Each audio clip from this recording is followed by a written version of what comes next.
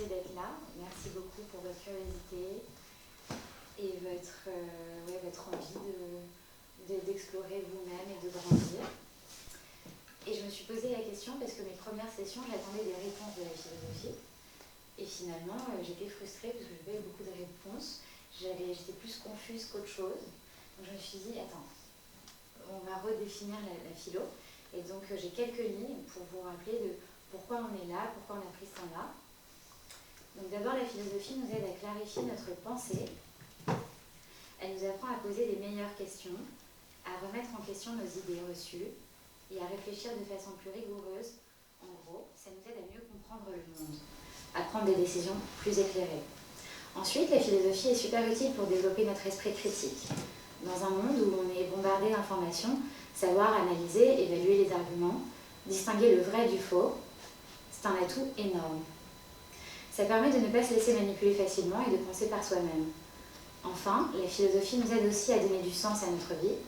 Elle nous aide à réfléchir à ce qui est vraiment important, à nos valeurs, à ce qui nous rend heureux. Ce n'est pas juste de la théorie. C'est vraiment un outil pour mieux vivre, pour mieux se comprendre et pour mieux comprendre les autres. Donc en résumé, la philosophie, ce n'est pas du temps perdu. C'est un moyen de devenir plus clair dans ses idées, plus lucide face au monde et plus aligné avec soi-même. Simplement, je dirais que c'est l'art de se poser des questions sur la vie, le monde et nous-mêmes. En gros, c'est une discipline qui nous aide à réfléchir en profondeur sur des questions comme qu'est-ce que le bien et le mal, qu'est-ce que la vérité, comment bien vivre. La philosophie, c'est donc avant tout une façon de penser par soi-même, d'explorer de grandes idées et d'essayer de comprendre les mystères de l'existence. En résumé, c'est un voyage intellectuel qui nous aide à voir plus clair en nous et autour de nous. Avec légèreté, bien sûr, parce qu'on peut vite basculer dans le c'est sérieux et c'est trop sérieux et surtout pas. L'humour est quelque chose que j'apprécie, qui est très important pour moi. Donc, on reste nous-mêmes et on ose poser les questions qu'on veut et on ose faire des blagues si on a envie de faire des blagues. Donc, on va pouvoir commencer. J'espère que vous êtes prêts et j'ai hâte. Merci beaucoup, Clément. Merci, Shaima. Et donc, ta spécialité, c'est l'éthique. C'est ça. Un mot qu'on connaît tous, mais qu'est-ce que ça veut dire? Et je te laisse là-dessus. Très bien, c'est parti. Allez, je m'en vais. Merci. Bonsoir à toutes et à tous. Je voulais commencer par te remercier, Shaima, pour ton invitation. Il y a comme ça dans la vie, ça doit vous arriver aussi, j'espère, des rencontres inattendues, des choses parfaitement fortuites et puis qui prennent énormément de sens. Et je crois que, pour ma part, je suis en train de vivre ce genre de moment. On ne se connaissait pas, on se connaît peu. Tout à coup, j'ai reçu un message. Et puis, l'idée d'organiser une rencontre autour de la philosophie et autour d'un petit verre aussi. Ce qui va très très bien ensemble, c'est de longues traditions en philosophie, comme je le disais à Shaima, d'avoir un petit verre de vin, tout en explorant des idées, tout en se posant un certain nombre de questions. Vous savez que c'était la tradition du symposium antique, et bien sûr, les Socrates, les Platon, ça donnait bien évidemment à ce genre de choses. Il faut peut-être que je me présente très succinctement. Je suis aujourd'hui consultant, conférencier, intervenant, formateur, effectivement sur les questions d'éthique, beaucoup auprès de dirigeants ou de futurs dirigeants dans des écoles, dans des centres de formation, des grandes écoles, etc. Également sur le terrain, auprès de professionnels, alors dans le travail social, dans l'entreprise en général, lorsque on a besoin de se ressaisir du sens de ce qu'on fait, lorsqu'on a besoin de réapprendre à se poser collectivement des questions, c'est en général à ce moment-là que moi j'interviens. Donc j'ai eu envie de proposer à vous tous, et grâce à cette invitation de Shaima, un petit parcours de réflexion philosophique. Alors, je vous dis un peu comment les choses vont se passer. Moi, je vais parler un petit peu pendant une vingtaine de minutes, plus ou moins, et ensuite, il y a une vingtaine de minutes pendant lesquelles vous devez même intervenir, me questionner, me demander de préciser quelque chose. Simplement, c'est le temps d'échange. Et on va faire ça 3 fois. Ça tombe bien, j'avais 3 parties dans ma conférence, donc c'est parfait. À l'instant, Shaima, tu disais la philosophie, c'est pas que théorique. Hein. C'est vraiment ma conviction. Il se trouve que moi, c'est en particulier l'expérience de fonctions de direction et de management qui m'a envoyé directement dans les bras d'âme philosophie. J'aime bien utiliser cette expression. Je la dois à un auteur du premier millénaire qui s'appelle Boès et qui a écrit La consolation de la philosophie. C'est vrai que la philosophie, elle a quelque chose de consolant. Elle est en effet consolatrice.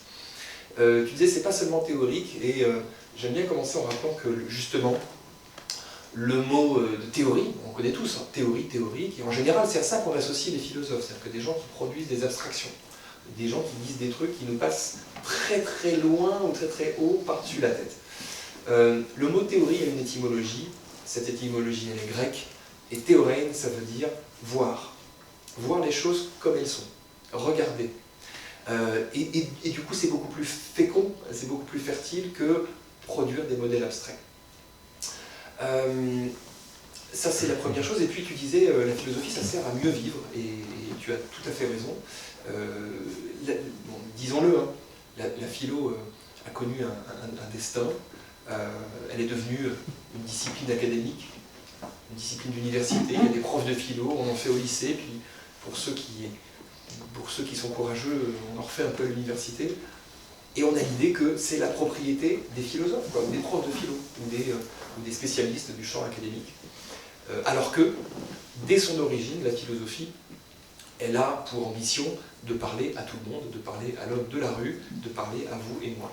Et dans son ADN, c'est quand même ça justement l'intuition philosophique première, c'est que c'est pas un savoir constitué, quoi. C'est pas, d'ailleurs je viens certainement pas vous dire voilà ce qu'il en est, voilà ce qu'il faut penser, et vous repartirez, je crois malheureusement pas ce soir chez vous avec des éléments de connaissance. Alors bien sûr, je ferai référence à tel ou tel, je m'autoriserai, parce que c'est un péché mignon je m'autoriserai à faire référence à tel mot, à telle étymologie. Il y aura un tantinet de grec et un petit peu de latin, simplement parce que c'est, j'allais dire, un peu dans la boîte à outils du philosophe, et que c'est ces outils-là avec lesquels je travaille.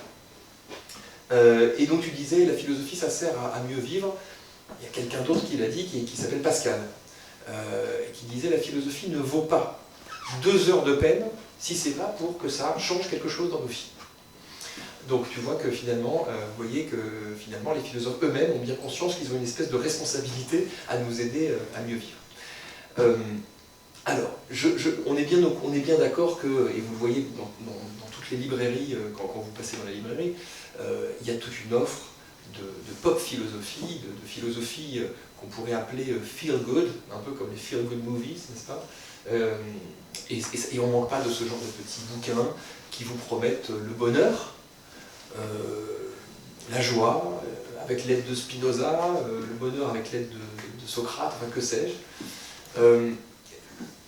Évidemment, et pourquoi pas, il y a de la place pour tout le monde. Le risque de tout ça, c'est quand même de diluer, quoi. Voilà, de diluer un petit peu ce qui fait la spécificité de la philosophie, en allant peut-être un petit peu vite sur la promesse du bonheur, ou sur la promesse des réponses, ou dans le fait que la philosophie pourrait nous donner des recettes pour comment dirais-je, nous accomplir. Alors là où la philosophie est très forte, en effet, c'est dans la capacité à poser des questions. Et en gros, je vais revenir sur le mot d'éthique. On a l'idée, vous avez certainement l'idée, et elle est juste, hein, que l'éthique, finalement, c'est se conformer à un certain nombre de principes. Obéir, de manière plus ou moins volontaire, à un certain nombre de règles que vous reconnaissez comme justes. Et que, ben voilà, c'est en suivant des principes directeurs qu'on vit une vie droite, une vie bonne, une vie éthique. C'est un des sens possibles de ce qu'est l'éthique. J'en préfère 2 autres que je partage avec vous. L'étymologie du mot éthique, ethos, vous le savez, il y a en fait 2 étymologies. Alors sans rentrer dans un débat d'experts, selon que le E de ethos, c'est un E long ou un E court, ça vous emmène dans 2 directions différentes. Première direction, ethos, c'est le comportement. En général, ça on le sait plus ou moins, c'est la même signification que le mot moral. Hein. Vous savez, en français ou en latin, mores, les mœurs, en fait, c'est la manière dont on se conduit, la manière dont on agit. Donc, c'est exprimé sans jugement. C'est ce que nous faisons. Il y a une philosophe qui s'appelle Hannah Arendt qui disait « Voilà le programme, pensez ce que nous faisons ».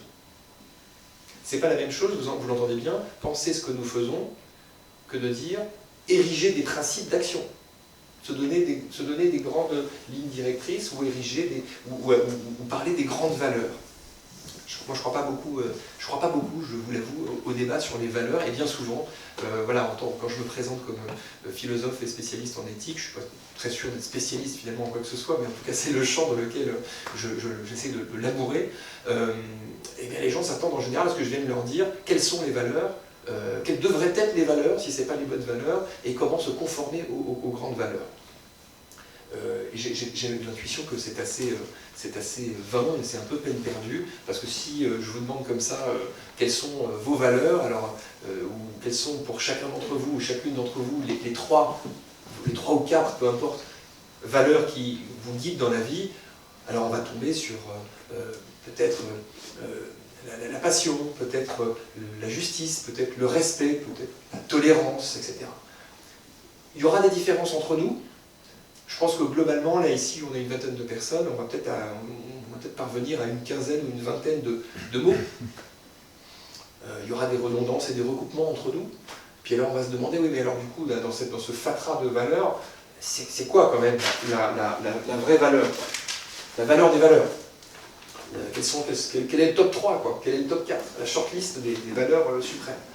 Et puis on peut avoir une discussion assez longue, et pourquoi pas voilà, autour d'un petit verre de champagne sur oui mais est-ce que ce qui est premier c'est le respect ou c'est la tolérance? Oui mais est-ce que finalement, plus encore que le respect ou la tolérance, ça ne serait pas la justice? Et ainsi de suite. Et on risquerait de faire, à mon avis, de l'assez mauvaise philosophie en essayant de répondre à ces questions. On tournerait en rond. Donc en fait c'est un peu là où j'ai pas envie qu'on aille, si vous voulez, donc j'annonce la couleur tout de suite, on va pas aller là-dessus. Et je ne vous ai donc pas parlé de la deuxième étymologie possible du mot éthique, ethos. La première, donc c'est celle que je viens de dire, c'est regarder nos comportements. Voilà, je crois que c'est absolument essentiel, c'est-à-dire que l'éthique commence peut-être quand on accepte de regarder, théorème, je regarde, je contemple, je vois les choses comme elles se passent. Et le deuxième sens, c'est habitation. Alors, habitation au point qu'on pouvait dire, il y a de cela 2000, 3000, 4000 ans, dans la Grèce ancienne, on pouvait parler de l'éthos des chevaux pour parler de l'écurie. Au sens de, voilà, c'est là où vivent les chevaux, c'est là où on les met. L'éthos, c'est là où j'habite. Et du coup, quand vous dites ou quand vous vous entendez dire à la fin d'une semaine un peu chargée, et parfois même en début d'une semaine un petit peu chargée, je ne sais plus où j'habite, vous dites très littéralement, très concrètement, je suis désaxé par rapport à mon éthique. Je ne sais plus où j'habite. Je suis passé en pilote automatique. Ça aussi, on l'entend et on le dit, et je l'entends et je m'entends le dire aussi. On fait les choses, et comme on dirait en anglais, we go through the moves, mais on n'est plus vraiment à ce qu'on fait, on n'est plus vraiment présent. Et c'est peut-être là que justement, on sent une espèce de dissonance, quoi. On n'est plus vraiment présent, on n'est plus attentif. C'est là qu'on commence à commettre des erreurs, c'est là qu'on se sent, qu'on ne se sent plus, qu'on cesse de se sentir en accord avec les tâches qui nous sont confiées, avec notre mission de tous les jours, d'assurer notre métier de femme et d'homme. Important de peut-être de faire une petite distinction entre philosophie et puis sagesse, et puis spiritualité. On en avait un petit peu parlé avec Shaima lorsqu'on a préparé cette soirée, parce que, c'est quoi la différence, quoi? Enfin, spiritualité, sagesse, philosophie, les philosophes sont des sages, ils nous emmènent dans l'amour de la sagesse, etc. Je pense qu'il ne faut absolument pas s'interdire d'ouvrir des ponts entre ces différents champs, mais ce n'est pas les mêmes. C'est pas les mêmes. On connaît tous des gens qui ont une philosophie de vie. Et peut-être, tout un chacun peut dire, en effet, voilà, moi, ma philosophie de vie. Comme disait une grande philosophe qui s'appelle Amel Bent, ma philosophie. Et donc, on a tous, plus ou moins, on va peut-être pas le dire comme ça, mais une philosophie de vie. Pour autant, ça ne fait pas de tout un chacun un philosophe. La sagesse, on sait qu'il y a des personnes dont on sent, dont on dit que ce sont des sages. On sait qu'il existe des cultures dans le monde entier qui proposent des idéaux de sagesse, et on trouve en effet des représentants de ces sagesses du monde. Et d'ailleurs, dans les bonnes librairies, il y a souvent comme ça un rayon sagesse du monde. Alors, j'en sais rien, hein. C'est le bouddhisme pour les managers, c'est les 4 accords Toltec dans la vie de tous les jours, c'est etc. La philosophie, je crois, ne doit pas renoncer à nous emmener là. Il y a effectivement une ambition philosophique de permettre quelque chose comme le bonheur. C'est ce qu'on appelle l'eudémonie.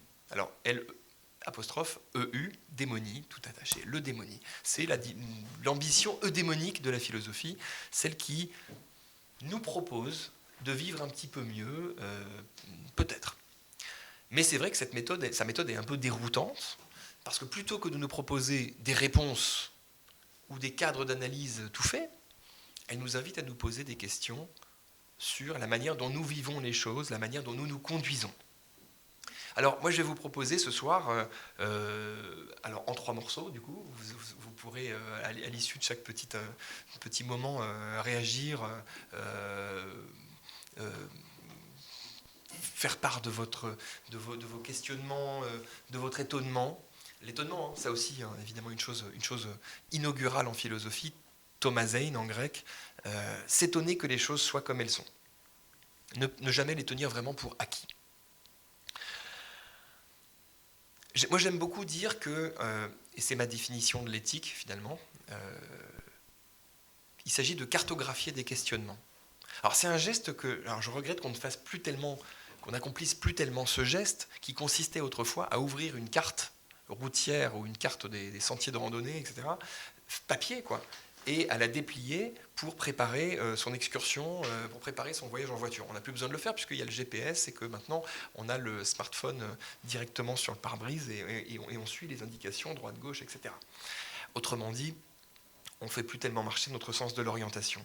Il y a un philosophe qui s'appelle Emmanuel Kant qui avait proposé ce beau texte qui s'appelle justement « Comment s'orienter dans la pensée ».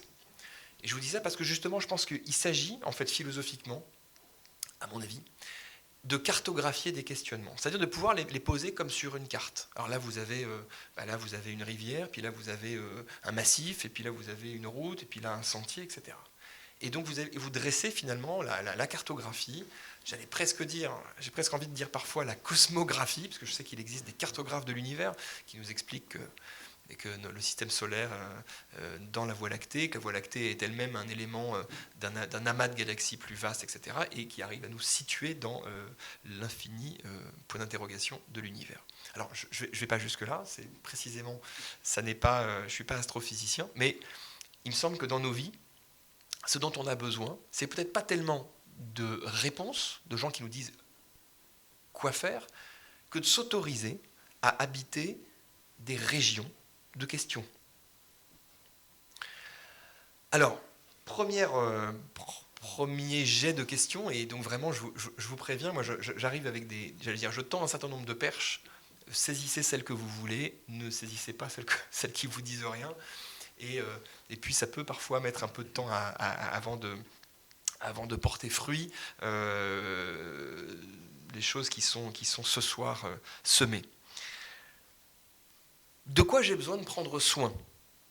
De quoi j'ai besoin de prendre soin pour être, dans mon travail, dans ma vie de famille, dans ma vie amicale ou amoureuse, quelqu'un qui justement, autour de lui ou autour d'elle, diffuse quelque chose de bienveillant, diffuse quelque chose d'accueillant, qui fait que la vie de famille est harmonieuse, qui fait que les relations de travail, autant que faire se peut, sont fluides, etc., etc. C'est ce qu'on souhaite tous. Sauf qu'on a parfois l'idée que finalement, et l'idée à mon avis fausse, que ce dont on a à prendre soin, c'est directement les autres. Il faudrait être gentil, il faut être bienveillant, dit-on au chef d'entreprise, il faut se préoccuper d'autrui, directement. Parfois, on est à la limite de la thérapie. Et ça ne marche pas. Et pourtant, on est tous vachement gentils, on est tous vachement sympas, on fait tous beaucoup d'efforts et ça ne marche pas. Mon intuition est toute bête, c'est de se dire peut-être que ce dont on a à prendre soin, c'est pas forcément directement des autres, de l'autre. C'est d'abord, finalement, d'un certain nombre de grands fondamentaux de l'existence dans laquelle nous sommes pris, jetés, disait Heidegger. On est jeté là, on est là. Alors j'en propose 3. D'abord, comprendre. Il faut qu'on prenne soin de comprendre. Comprendre ce qui nous entoure. Alors, comprendre quoi ? Peut-être comprendre, par exemple, d'où on vient.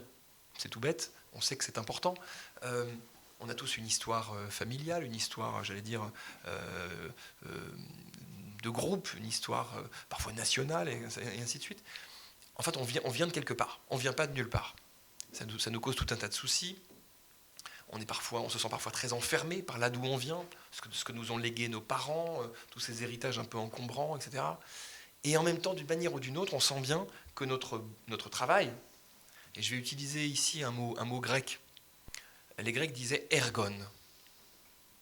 Ergon en grec, c'est ce pourquoi je suis là. C'est la tâche qui est devant moi. D'accord ? Donc quand je dis ergon, vous pensez peut-être ergonomie, ergothérapeute, ou voilà, des choses comme ça. C'est ce que j'ai devant moi et c'est ce pourquoi je suis là. Ce que je dois accomplir. Aristote disait ma tâche d'être humain. Et Aristote disait ma tâche d'être humain, c'est de vivre bien. C'est de vivre à la hauteur de ce que je suis, à savoir un être humain. Donc peut-être, voilà, une première piste, c'est se ressaisir de là d'où on vient. Alors, ce que je dis là, c'est valable pour l'histoire, j'allais dire, individuelle de tout un chacun, toute une chacune. C'est valable pour les organisations. Dans les entreprises, régulièrement, petites ou grandes ou moyennes, on sait qu'il y a régulièrement le besoin de reprendre en fait le fil de l'histoire. Non pas pour retourner dans le passé, par une espèce de nostalgie un peu dans laquelle on se complairait, mais parce que, en fait, le passé, il est là. Il nous habite, il est présent, et il continue à agir au présent, que nous le voulions ou pas. Donc on a intérêt à reprendre ça. Comprendre, en grec herméneutiké, c'est l'activité qui consiste à produire ou à créer ou à retrouver du sens.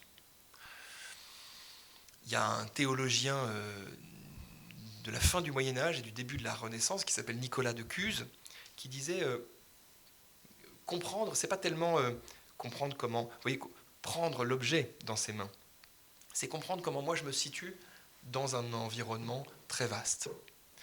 Donc, quelle est ma place dans l'histoire familiale ? Quelle est ma place dans l'histoire de l'entreprise ?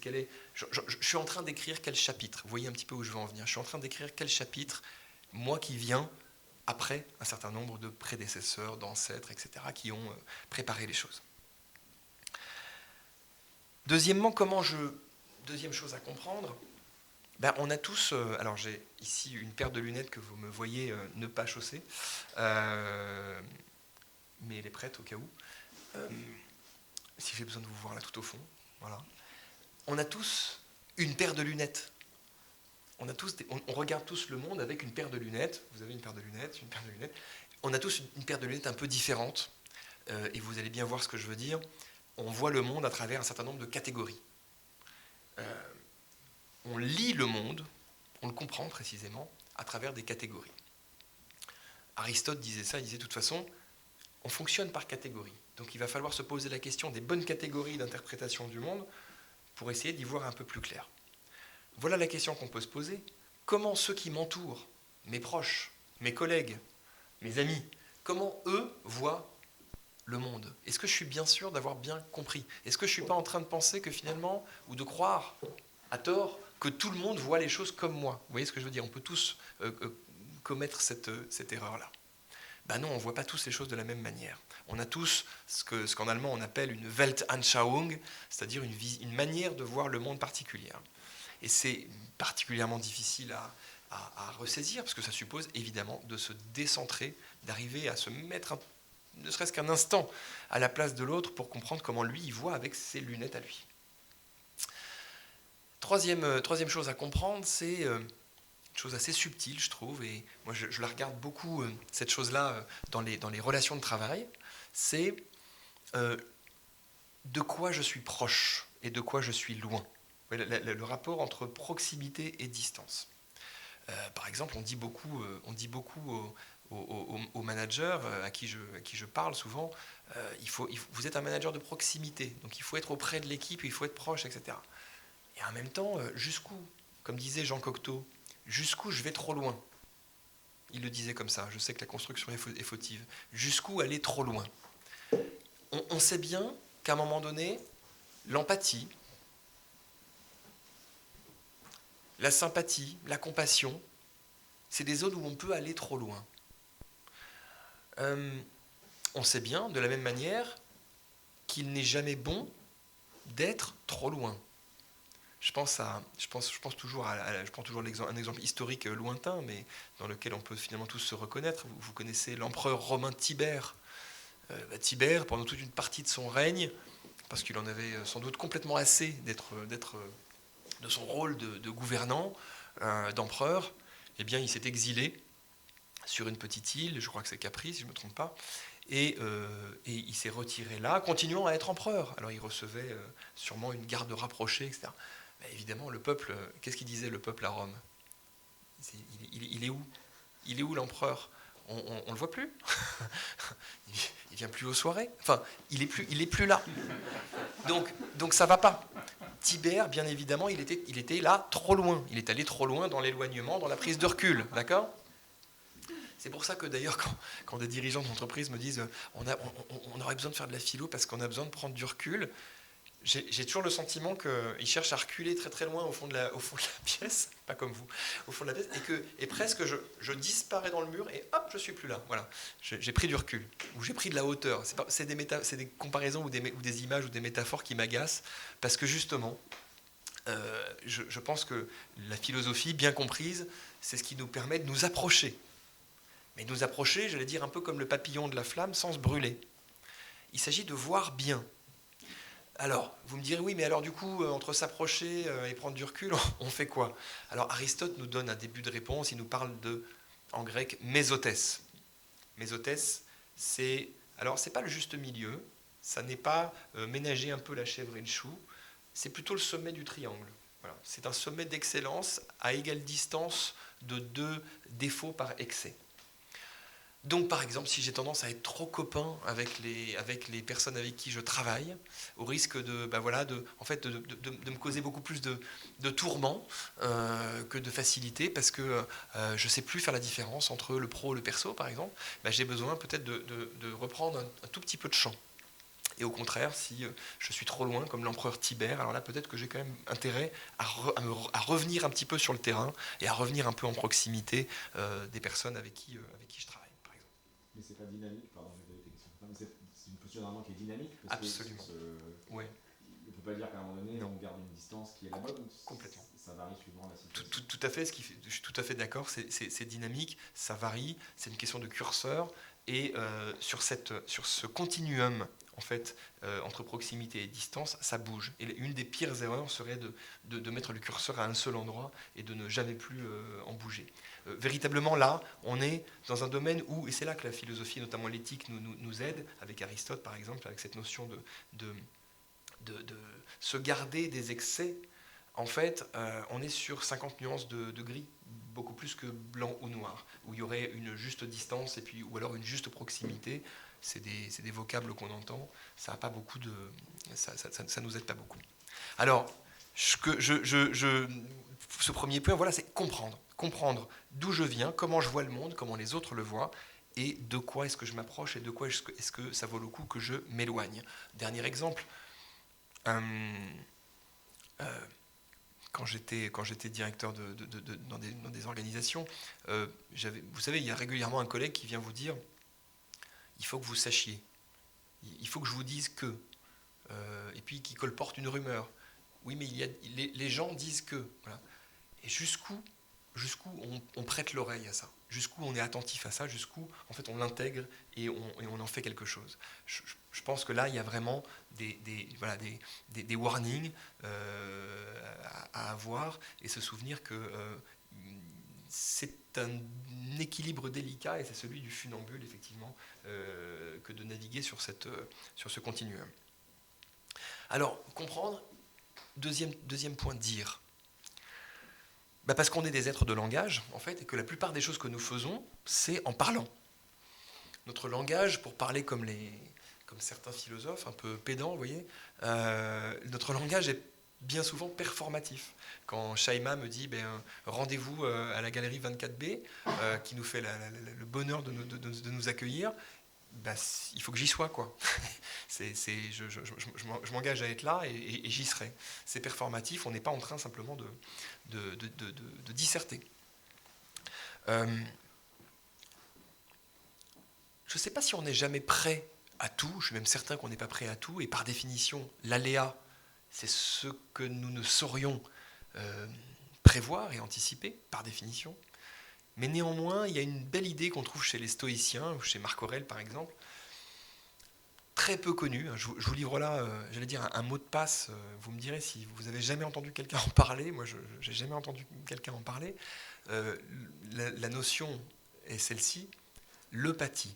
On connaît tous l'empathie, d'accord ? L'eupathie, L-E-U, alors c'est le E-U, c'est le préfixe de euphorie, euphémisme aussi, etc. L'eupathie, c'est quoi ? C'est la capacité à admettre, à accepter, à traverser les choses qui nous arrivent, conformément, j'allais dire, conformément au mouvement des choses. Et Marc Aurèle nous dit, en fait, il faut se préparer. Alors se préparer à quoi ? Pas tellement aux choses agréables dans le fond, mais finalement à ce qui fait dans notre vie quotidienne de l'adversité, quoi. Aux objections qu'on vient vous amener, à ce collègue qui vous dit je suis pas d'accord, c'est pas comme ça qu'il faut faire, à cette personne qui vient pas au rendez-vous, etc. Tout ça, vous voyez, tout ce qui fait un petit peu le caillou dans la chaussure dans notre vie quotidienne et tout ce qui vient avec plus ou moins de gravité nous gratter un petit peu. Marc Aurèle nous dit qu'il faut se préparer. Qu'est-ce que ça veut dire se préparer ? Et qu'est-ce que c'est que l'eupathie ? Alors, je vais le dire en latin cette fois-ci, et ça ressemble à un sortilège de Harry Potter, hein, je vous préviens. Premeditatio malorum, voilà. Donc ça, vous pouvez le noter, ça fait chic en réunion. Premeditatio malorum, c'est la prévisualisation de toutes les choses qui pourraient aller mal, d'accord ? Et on sait que ça marche, on le sait intuitivement, vous voyez ce que je veux dire ? On l'a tous plus ou moins expérimenté. Vous imaginez ce qui pourrait capoter, là ce soir par exemple, s'il y avait eu personne, vous voyez, ou si le matériel marchait pas du tout, ou s'il n'y avait pas la caméra, ou s'il n'y avait pas l'éclairage, et pire encore s'il n'y avait pas l'intervenant, alors là ce serait terrible. Et donc je suppose que voilà, peut-être hier ou avant-hier, Shaima, peut-être tu as fait un peu de préméditation malorum. L'avantage c'est que face à toutes ces catastrophes imaginées et comme déjà ressenties, eh bien lorsqu'elles se produisent, si elles se produisent, quelque part on est mieux armé, et ça c'est tout à fait sérieux, et les psychologues le savent bien, on est mieux armé pour les affronter. Alors il ne s'agit pas d'imaginer le pire dans une espèce de paranoïa ou de crainte incessante, il ne s'agit pas non plus de faire ce qu'on appelle de la gestion du risque, c'est-à-dire j'essaie de repérer toutes les choses qui vont pouvoir mal se passer, puis j'essaie de tout anticiper, de tout, j'allais dire, de mettre tous les taquets pour qu'il ne se passe rien. Mais plutôt de s'interroger sur la manière dont je reçois ce qui m'arrive, par ce qui me traverse, lorsque je suis touché, comme ça arrive à n'importe qui, par une forme d'adversité, quelle qu'elle soit. L'eupathie, donc chez Marc Aurèle. Je vais aller un petit peu plus vite pour laisser le temps de l'échange, comme promis, parce que je suis sûr que je suis déjà presque au bout des 20 minutes. Au chapitre du discours, parce qu'encore une fois, on est des êtres de parole et de langage, et je crois que, là aussi, la philosophie nous invite à embrasser au sens propre, au sens figuré aussi, notre condition d'être de langage. On est amené à construire nos décisions. Alors il y a plein de conférenciers, de consultants qui proposent des formations ou des séminaires sur la prise de décision. Évidemment, c'est un truc qui intéresse un peu tout le monde. Hein. C'est quoi une bonne décision? Est-ce que quelqu'un peut me garantir que mes décisions sont, si ce n'est les bonnes, du moins les moins mauvaises? Et on se pose tous cette question. Alors, je le dis rapidement, je ne sais pas ce que c'est qu'une bonne décision, mais je sais à quoi ressemble une mauvaise décision. Et bien souvent, je ne sais pas si vous avez remarqué, ce sont des décisions qui ne reposent que sur un argument, un appui.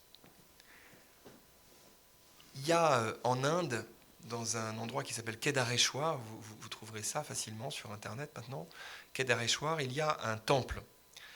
Un temple à moitié troglodyte, d'ailleurs un petit peu comme cet endroit, enfoui dans la roche, creusé dans la roche. Et ce temple reposait plutôt sur 4 piliers. Et de ces 4 piliers, travail du temps et de l'érosion, il n'en reste plus qu'un. Et la légende autour de ce temple, c'est que bien évidemment, le jour où ce dernier pilier va céder, le temple va s'effondrer, et la légende raconte même que l'univers entier va aussi s'effondrer, tant qu'à faire, avec le temple. En réalité, le temple ne repose pas que sur un pilier, tout ça est creusé dans le rocher. Mais l'image elle est assez, elle est parlante, et je la trouve assez belle et assez juste. Ce qu'on fait reposer en général sur une seule bonne raison d'agir, ça ne tient pas souvent le coup. Les juristes le savent, les économistes le savent, en fait on le sait tous, hein, mais on a tendance malgré tout, parce qu'on a une bonne raison, d'y aller. Alors que la philosophie, et je pense par exemple à quelqu'un comme Épicure, alors on connaît Épicure, le côté, vous voyez, un bon fromage, une bonne miche de pain, un petit vin, ça c'est l'épicurisme effectivement, tel que la tradition nous l'a légué, mais on oublie l'Épicure un peu plus austère, je dois le dire, c'est vrai, que les philosophes apprécient, parce qu'il nous dit on a intérêt à se poser la question, en fait, de comment on construit nos raisonnements, quoi. Sur quel fondement, sur quelle base, avec quelle brique de base on a réfléchi, sur quel pilier on s'appuie, ce qu'il appelait la prolepséis, quels sont nos fondements. Et dans nos décisions de tous les jours, dans nos actions, eh bien, je crois que c'est quelque chose qu'on aurait intérêt à faire, de se poser cette question. Je disais tout à l'heure en introduction, la philosophie, c'est ouvrir des questionnements. Quelles sont mes raisons d'agir, tout simplement? Quelles sont mes raisons de décider comme cela à cet instant précis? Combien j'en ai? Qu'est-ce qu'elles valent? Alors après, je peux regarder individuellement, vous voyez, un argument financier, justement une considération éthique, une facilité d'organisation. Enfin, on se trouve toujours des raisons d'agir. Bien souvent, on se les trouve a posteriori. Hein. C'est quand on a fait quelque chose qu'on se dit, bah oui, j'ai agi comme ça parce que. Et puis on dresse la liste des parce que, des causes, de nos bonnes raisons. Bon voilà, la philosophie nous invite à nous ressaisir de cette question des fondations de nos actions.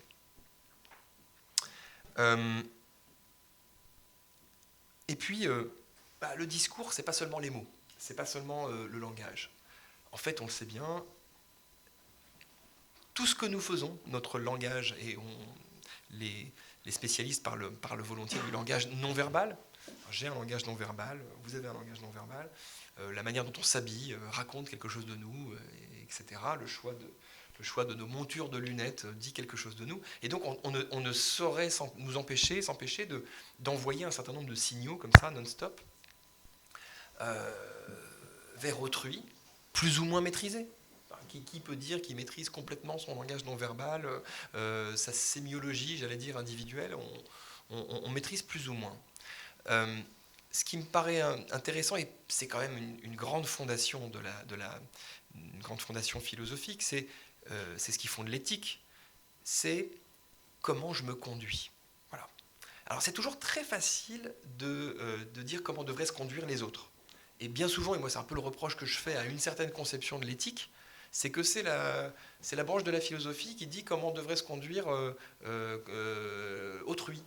Alors c'est l'entreprise qui ne fait pas les choses assez bien, c'est peut-être l'État, c'est peut-être ceux qui nous dirigent et ceux qui nous gouvernent, c'est peut-être mon voisin.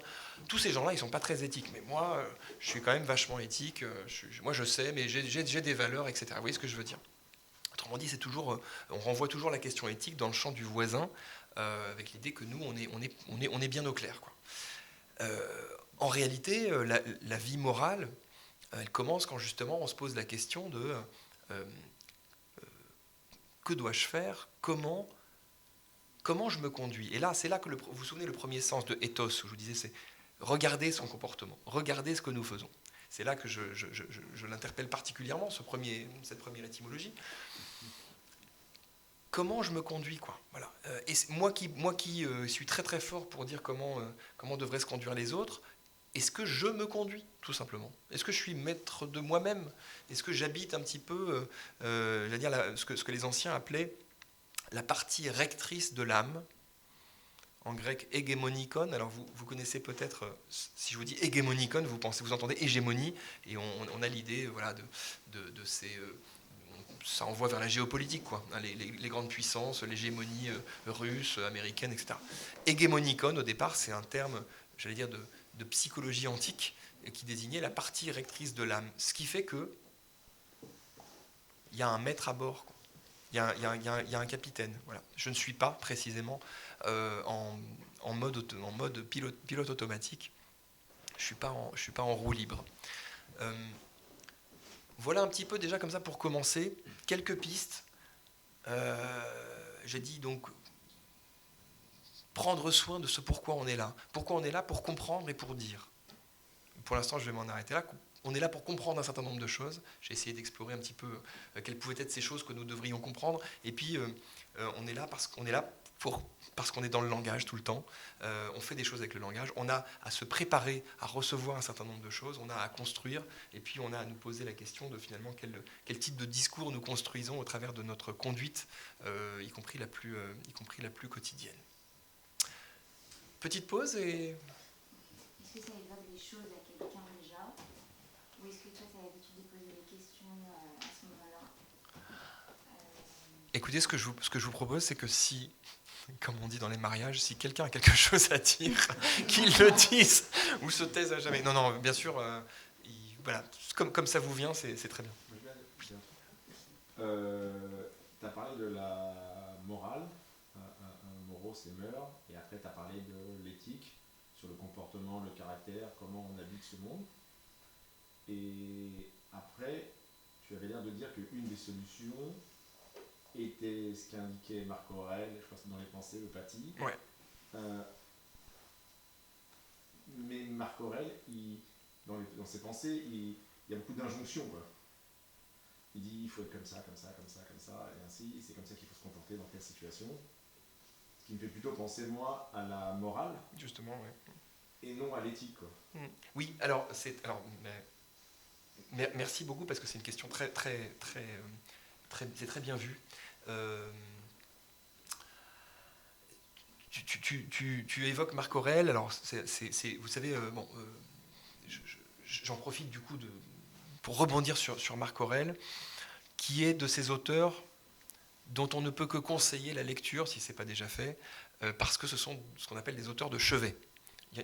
Tous les philosophes ne sont pas des auteurs de chevet. Si votre auteur de chevet, c'est Emmanuel Kant, vous avez du souci à vous faire. Voilà. Si votre auteur de chevet, c'est Lévinas, là, il faut qu'on discute, quoi. En revanche, si c'est Augustin, si c'est Marc Aurèle, si c'est Pascal, etc., tout va bien. Vous êtes en parfaite santé philosophique. Marc Aurèle a écrit ce qu'on a appelé, après coup, les pensées de Marc Aurèle, parce qu'on ne savait pas très très bien comment appeler ça, et tu sais peut-être que au départ, il tenait un carnet, et il avait intitulé ce carnet « Chose pour moi-même ». Parce qu'il n'avait aucunement l'intention d'en faire un bouquin, aucunement l'intention que ça s'appelle Les Pensées de Marc Aurèle, et aucunement l'intention que ça soit... il n'a jamais pu imaginer que ça serait lu par des millions et des millions de personnes à son époque et après lui. Et après sa mort, ses copains, ses amis ont trouvé des écrits, des liasses, et se sont dit c'est quand même dommage, c'est quand même vachement intéressant, on va les rassembler et puis on va en faire un livre, et comme c'était Marc Aurèle, et bien on va appeler ça les pensées de Marc Aurèle. Autrement dit, Marc Aurèle, je crois que c'est un des seuls ou un des rares exemples de philosophe qui ait finalement d'abord vécu une vie non philosophique en tant qu'empereur, toujours sur le terrain, toujours au front, et dans des théâtres sur des théâtres d'opération de guerre, qui plus est, et qui ait secrètement en fait vécu la vie philosophique, parce que ces injonctions et ces prescriptions dont tu parles, il se les faisait d'abord à lui-même. Et en fait, elles sont pour lui-même, elles sont, chose pour moi-même, des sortes de pense-bêtes. Quelque chose de très stoïcien, puisque la tradition stoïcienne dans laquelle il s'inscrit invite aux soins de l'âme. Alors c'est pas seulement les stoïciens, mais là aussi peu importe, et encore une fois je fais pas un cours de philo.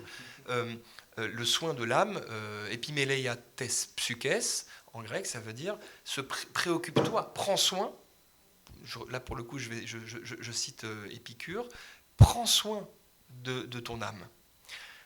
Bon, le mot d'âme lui-même mériterait plusieurs minutes de développement, mais prends soin de regarder ce que tu fais, pourquoi tu le fais, comment tu habites ton action. Et donc, Marc Aurèle était, de mon point de vue, moins dans l'édiction d'un certain nombre de principes valables pour autrui, que finalement en train de vivre, et de vivre par écrit la vie philosophique telle que ses maîtres le lui avaient enseigné. Et je trouve que du coup, l'exemple de Marc Aurèle, c'est quelqu'un qui vit véritablement à la première personne du singulier, J-E, la vie philosophique. Et là encore, je trouve que c'est très salutaire pour l'éthique, parce que l'éthique, on a tendance à en faire le code de conduite d'autrui, quoi. Voilà. Alors un peu par coquetterie, on dit oui, mais c'est pour nous aussi, mais c'est d'abord pour autrui. Et non, voilà Marc Aurèle, quelqu'un qui vivait sa vie, qui vivait sa pensée et qui pensait sa vie. Et comment tu ajustes penser pour soi, penser pour les autres? Tu vois, agir pour soi et pour les autres, parfois il y a des décalages. Ouais. Comment tu fais le choix finalement? Oui. C'est quoi le bon? Bah, tu sais, là encore, hein, je reste dans la veine stoïcienne. Les stoïciens nous disent un truc tout bête. Qu'est-ce qui dépend de moi et qu'est-ce qui ne dépend pas de moi? Par exemple, le comportement d'autrui, ce qu'autrui pense, ce qu'autrui ressent, c'est pas là-dessus que j'ai la main. Pas tout de suite, pas d'abord, pas en premier lieu. En revanche, comment moi je me conduis, comment moi je travaille ce que je pense et ce que je ressens, ou ce que je fais de ce que je ressens. Je parle de ressenti parce que le travail sur les émotions, sur ce que les anciens appelaient les passions, ça faisait partie des grands incontournables de la vie stoïcienne. Là-dessus, j'ai la main. Là-dessus, ça dépend de moi. Je peux bosser. Aristote utilise un terme tout bête, enfin tout bête, non pas tout bête, c'est une erreur de dire ça, un terme qui est celui de exis. Alors ça s'écrit H-E-X-I-S. Je vous dis ça et je vous l'épelle parce que exis, on pourrait croire que ça a donné existence, d'accord? Ça n'a pas donné existence. Exis en grec, ça veut dire la disposition. Dans quelle disposition je suis? Et Aristote, dans l'Éthique à Nicomaque, qui est son grand œuvre à bien des égards, nous dit en fait, voilà ce sur quoi vous pouvez bosser, sur votre propre disposition. La vie éthique, c'est pas un beau jour vous vous levez puis vous faites une espèce de to-do list avec voilà mes grandes valeurs et voilà mes grands principes. C'est vous remettez tous les jours sur le métier vos dispositions. Vous luttez parce qu'on est rebelle en fait on est transporté, on est traversé, c'est comme les sportifs le disent, hein, je suis absolument pas sportif donc j'en parle très tranquillement, les sportifs le disent, l'entraînement c'est dur, et en fait c'est dur au début, puis à un moment donné quelque chose dans le corps se accepte et se soumet. Je pense que les marathoniens c'est très très très dur, et puis à un moment donné on passe une espèce de cap et on rentre dans un rythme, et le corps a compris qu'on allait continuer l'effort, et du coup l'effort on arrive à le continuer. Et si je vous dis n'importe quoi, vous me le direz, vous qui êtes plus sportif que moi. Donc, ça, je trouve que c'est une idée centrale et qui nous est proposée par la philo, qu'on a à travailler sur soi-même et on a à prendre soin de l'âme. Alors, ça, quand on dit ça, vous voyez, on glisse très très vite dans un truc de « Ah ben, en fait, il faut que je prenne soin de ma petite personne. Ah ben alors, je vais viser mon petit confort. » C'est pourquoi pas, enfin, c'est pas mal, hein, je veux dire, aussi de prendre soin de soi, de s'apporter un peu de plaisir, etc. Mais c'est peut-être là où il ne faut pas trop vite aller. Le prendre soin de soi et de son âme du point de vue de la philosophie, c'est se mettre au boulot, quoi. C'est se mettre au travail pour éventuellement changer des dispositions. Elle ne se change pas en un claquement de doigts. Ça, c'est la seule affirmation qu'on peut tirer d'Aristote, qui ne nous dit pas grand-chose. Il est très frustrant, le père Aristote, parce que vous lisez toute son éthique à Nicomaque, qui vous promet un discours sur la vie bonne et l'éthique, et vous cherchez en vain la recette. Mais alors, c'est quoi la vie bonne ? Allez, en 3-4 bullet points, là, il n'y a pas moyen de nous lâcher le truc, et il ne vous lâche pas le truc, Aristote. Parce que, en fait, c'est un processus de travail sur l'habitude. Exis en grec, ça a été traduit ensuite en latin par habitus. Et l'habitus, on commence à situer un petit peu. Voilà. J'ai juste une question, parce que vous parlez du bonheur, de la quête du bonheur et tout ça, mais est-ce que ça ne se résoudrait pas dans la simplicité ? Pourquoi comprendre, en fait ? Pourquoi ne pas se poser de questions, in fine, de ne pas s'interroger soi-même ou essayer de comprendre le sens de quelque chose, ne ferait pas qu'on serait heureux en fait d'être ignorant de tout ça en fait. Ouais. Je trouve que c'est une excellente question. Je regardais hier. Je vous dis hier parce que c'est hier, mais je regarde en ce moment beaucoup mon petit garçon qui a 3 ans et qui joue avec des dinosaures en plastique. Et je me dis, c'est très apaisant, vous voyez, de voir un enfant qui joue, concentré comme ça. Jusqu'au moment où c'est plus apaisant du tout, mais pendant un temps, voilà. Et je me dis, il est au comble du bonheur. Il vit l'instant présent, il est avec ses jouets, il joue, il se sent suffisamment en sécurité, etc. Et quel bonheur, quoi. Et en même temps, je l'envie un peu, hein. Je l'envie un peu en me disant, moi, qu'est-ce que j'aimerais, moi, être là, avec mes trucs, tranquille, sachant que, voilà, il y a quelqu'un qui va cuisiner pour moi, il y a quelqu'un qui prépare mon lit, il y a quelqu'un qui va demain, machin. Si je suis malade, oui, non mais, bien sûr. Et voilà, etc. Il y a quelqu'un qui va me donner le bain, tout ça. Et punaise, mais quel bonheur, j'ai l'enfoiré, il ne se rend pas compte. Et en fait, en même temps, d'un autre côté, je me dis, mais je ne sais pas si je voudrais passer toute ma vie à l'âge de 3-4 ans, quoi. Je ne sais pas si je préfère pas quand même avoir traversé quelques expériences de vie d'ado, de vie d'adulte, de jeune adulte, et ainsi de suite, quoi. C'est la caverne, quoi. Quand on sort, après, c'est compliqué d'y revenir. Ouais, voilà, c'est ça. Je trouve, si tu veux, malgré tout, la philosophie ne nous rend pas la vie plus douce. Tu vois, mais je trouve que la philosophie, c'est une des manières, mais je dis bien une des manières. En aucune manière, enfin, je crois que le philosophe qui dirait, vous savez, si on n'est pas philosophe, on a raté sa vie, c'est un peu ridicule. Moi, j'ai rien. Enfin, vous voyez, j'envie le musicien, j'envie l'artiste, j'envie l'écrivain, etc. Mais je dirais que la philosophie, c'est une manière qui n'est pas trop mauvaise de rendre. D'être à la hauteur de la richesse de la vie. Dans ce cas-là aussi d'inconfortable, mais l'inconfort étant ce qui nous oblige à approfondir. Voilà. Donc il ne faut pas l'éviter. Non, je crois pas. Voilà. Et quand Marc Aurèle dit il faut se préparer, il dit bien les choses. Il faut se préparer. Va y avoir des emmerdements. Voilà, je le dis comme ça, mais il le dit à peu près comme ça. Hein. Demain, ça va être chiant. Voilà. Et du coup, sauf qu'au lieu simplement de subir, d'accord, de se dire punaise, qu'est-ce que j'aimerais que ce soit autrement. Et alors, je ne l'ai pas dit là, mais on est bien d'accord. On a tous l'envie diffuse, mais persistante, d'un bonheur pérenne. Voilà. Et on a tous des grands projets pour demain. Alors, ça c'est un sujet quand même. Voilà. Demain. On a tous des grands demain. On fait des projets. On se dit que... moi je me dis toujours, par exemple, on me disait tout à l'heure, il ne faut pas donner d'exemple, mais je prends quand même un exemple. Moi je me dis toujours, le week-end prochain, alors là, le week-end prochain, promis juré. Alors, chacun fait ce qu'il veut le week-end. Moi, le week-end, je me dis toujours, le week-end prochain, vraiment, je me fais cette promesse à moi-même, je me pose. Voilà. Vraiment, je souffle parce que vraiment, le week-end. Puis arrive le week-end, et puis une espèce de tambour de machine à laver se met en place, etc. Puis alors après, c'est les prochaines vacances. Ouais, alors là, franchement, allez, les prochaines vacances, c'est mes vacances, là. Celles-là, je les rate pas, etc. Les prochaines grandes vacances, et ainsi de suite. Et on passe une vie comme ça. Après, c'est la retraite. Voilà, la retraite. Là, vraiment, je vais prendre du temps pour moi. Vous voyez ce que je veux dire ? Etc., etc. Moi, j'aurais voulu être à la retraite quand j'avais 22 ans. Enfin, ça aurait été génial. Bon.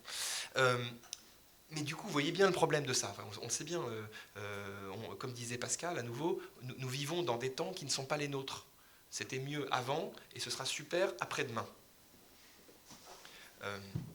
Moi, je ne sais pas trop ce que ça veut dire ressaisir l'instant présent. En réalité, vraiment, je pense que, je vais vous le dire très sincèrement, je pense que j'en suis pas capable. Mais accepter que les choses se passent pas comme on souhaite, mais que, comme disait, je crois que c'est les Stones qui disaient ça, hein, you can't always get what you want, but you get what you need. Je pense qu'ils ont touché là un sommet de philosophie en très très peu de mots. Et c'est très stoïcien, ça. Voilà. Ça ne nous rend pas passifs. Il ne s'agit pas de dire, bon allez, je ferme les yeux, je me transforme en homme de bronze, et puis les choses vont me passer dessus. C'est pas du tout ça, au contraire. C'est s'autoriser à ressentir, s'autoriser à être affecté, etc. Mais simplement, se faire peut-être un devoir, s'il est une prescription ou un devoir, ce serait celle-là, de dire, par contre, je ne suis pas obligé de laisser mes émotions, de laisser mes pensées ou mes préjugés, etc., en l'état.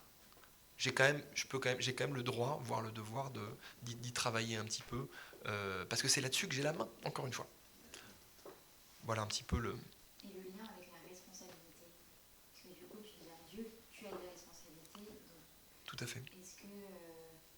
il y a des gens qui font un choix de l'éviter. Ouais. Comment... est-ce que c'est lié à ce bonheur ? Si je le prends, je le pense et je le fais, ça ira mieux. Enfin, tu vois. Oui. Tu vois, encore une fois, j'ai envie de revenir à ce mot grec qui me fascine un peu. Enfin, vous voyez, les mots sur lesquels je reviens, ou vous me voyez employer, c'est simplement que c'est des mots dont je sens qu'en fait, j'arrive pas à faire le tour. Hein. Donc, exis, par exemple, chez Aristote, la disposition. Je sens que j'ai pas fait le tour du sujet. Et tant mieux. Ergon, voilà. Ergon, ce pourquoi nous sommes là. Notre tâche d'être humain. C'est bizarre. Ouais, pourquoi on est là ? On est là pourquoi ? Est-ce qu'on est là juste pour vivre ? Aristote nous dit non, on n'est pas là juste pour vivre. On est là pour vivre bien. Et toute la question s'ouvre du coup. Ouais, mais c'est quoi vivre bien ? Voilà. Et c'est là où vous lisez l'éthique Nicomaque du père Aristote, et c'est là où vous n'avez pas la réponse. Mais ce qu'on en conclut, c'est qu'on a une responsabilité à se poser la question. On a une responsabilité à se poser la question. Alors vous me direz, oui, mais quand on pose une question, il nous faut une réponse. C'est là où je proposerais de mettre ce petit temps de suspens. Une école philosophique antique qui s'appelle l'école sceptique préconisait de suspendre le jugement, d'introduire ce petit temps de suspension qui autorise, en fait, alors je ne sais pas si c'est habiter le temps présent, mais parce que le temps présent, voilà, il nous échappe par définition, mais à habiter une question. Je dirais même pas d'ailleurs que c'est habiter le moment présent, c'est justement habiter une question de manière pérenne.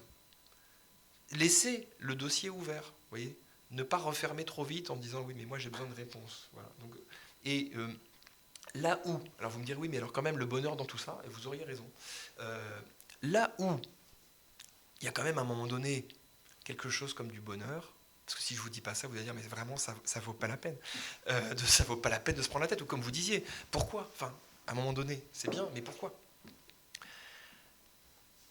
Alors d'expérience du coup, et pour le pratiquer beaucoup avec pas mal de gens, pas mal de collègues, être dans cette espèce d'exhortation, ce que les anciens appelaient la protreptique, l'invitation à la sagesse. Il me semble que quand on ouvre très grand comme ça, quand on cartographie largement les questions qui se posent et qu'on les laisse vivre leur vie de questions en quelque sorte, il y a tout de même quelque chose comme une sorte d'apaisement. Il y a tout de même quelque chose comme une sorte de bonheur par surcroît. Voilà. Mais c'est vrai que c'est pas appuyer sur un bouton et avoir quelque chose dans l'immédiat. Est-ce qu'on peut aborder du coup la notion de plaisir? Est-ce que c'est Oui. ça qui... Ouais. Est-ce que le plaisir nous est... est une fausse pensée de penser que ça va? Je sais pas. Juste le plaisir suffit. Et je peux faire le lien aussi avec, parce qu'on est parti de éthique avec bonheur, maintenant on part sur plaisir. Ouais. J'ai pas compris moi le lien entre éthique et bonheur, quoi. Oui. C'est la question qui est maintenant posée, effectivement. Ouais.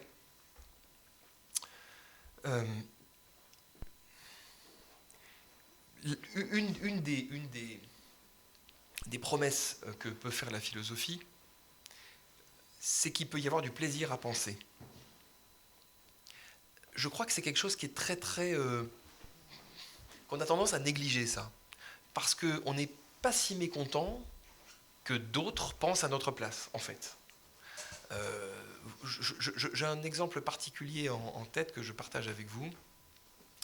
Les personnes qui ont vécu assez longtemps sous des régimes totalitaires, et je pense en particulier aux pays d'ex-URSS, lorsqu'à ces gens-là, ou en Allemagne de l'Est par exemple, lorsqu'à ces gens-là on disait, après la chute du mur, et après l'effondrement du régime, on disait mais pourquoi vous semblez nostalgique en fait de comme c'était avant, pourtant vous n'aviez pas beaucoup de liberté, pourtant il fallait faire la queue à l'épicerie pendant 4 heures pour avoir une mode de beurre et de ça. D'où vient cette nostalgie qu'en Allemagne on appelle l'ostalgie, vous savez, la nostalgie de l'Est. Et les gens disaient, c'est vrai qu'on n'avait pas beaucoup de liberté, c'est vrai qu'on ne pouvait pas faire ce qu'on voulait, c'est vrai que la vie n'était pas facile, mais il y avait tout un tas de certitudes. En fait, les choses étaient simples. Les choses, on y avait déjà répondu pour nous, quoi. Voilà. Et donc, on savait très très bien comment les choses allaient se passer. Il n'y avait pas beaucoup de surprises, il n'y avait pas beaucoup d'aléas. C'était très prévisible. Et ça créait une espèce à la fois de l'engourdissement, mais une espèce de confort aussi. Pourquoi je vous dis ça? Je ne sais plus. Mais oui, parce que... Voilà. Il y a beaucoup de grands penseurs, parce qu'en fait, ça laisse plus de temps, quand il y a des décisions qui sont prises par autrui, ça laisse plus d'espace pour soi, pour penser à d'autres choses. Oui, tout à fait. Et en effet, il y a une liberté d'esprit qui naît, par exemple, des tâches répétitives. Les moines le savaient, les ouvriers le savent aussi, et il y a quelque chose qui est très libérateur pour l'esprit. Alors, il y a un confort, il y a un plaisir, je sais pas, en tout cas un confort à laisser autrui penser à notre place. Et puis en même temps, il y a aussi ce plaisir de faire soi-même les rapprochements. Moi, c'est un terme auquel je suis une notion à laquelle je suis très attaché. Le symbalein grec, qui veut dire précisément, vous prenez 2 morceaux d'une poterie et vous les mettez ensemble. Et à l'époque antique, c'est comme ça qu'on concluait des contrats. Puisqu'on pouvait à tout moment réunir les morceaux, les tessons de poterie et montrer qu'en effet tout ça formait un tout. Symbalein, faire des rapprochements, comme quand on dit, dans la vie de tous les jours, j'avais pas compris, mais ça y est, je fais le rapprochement.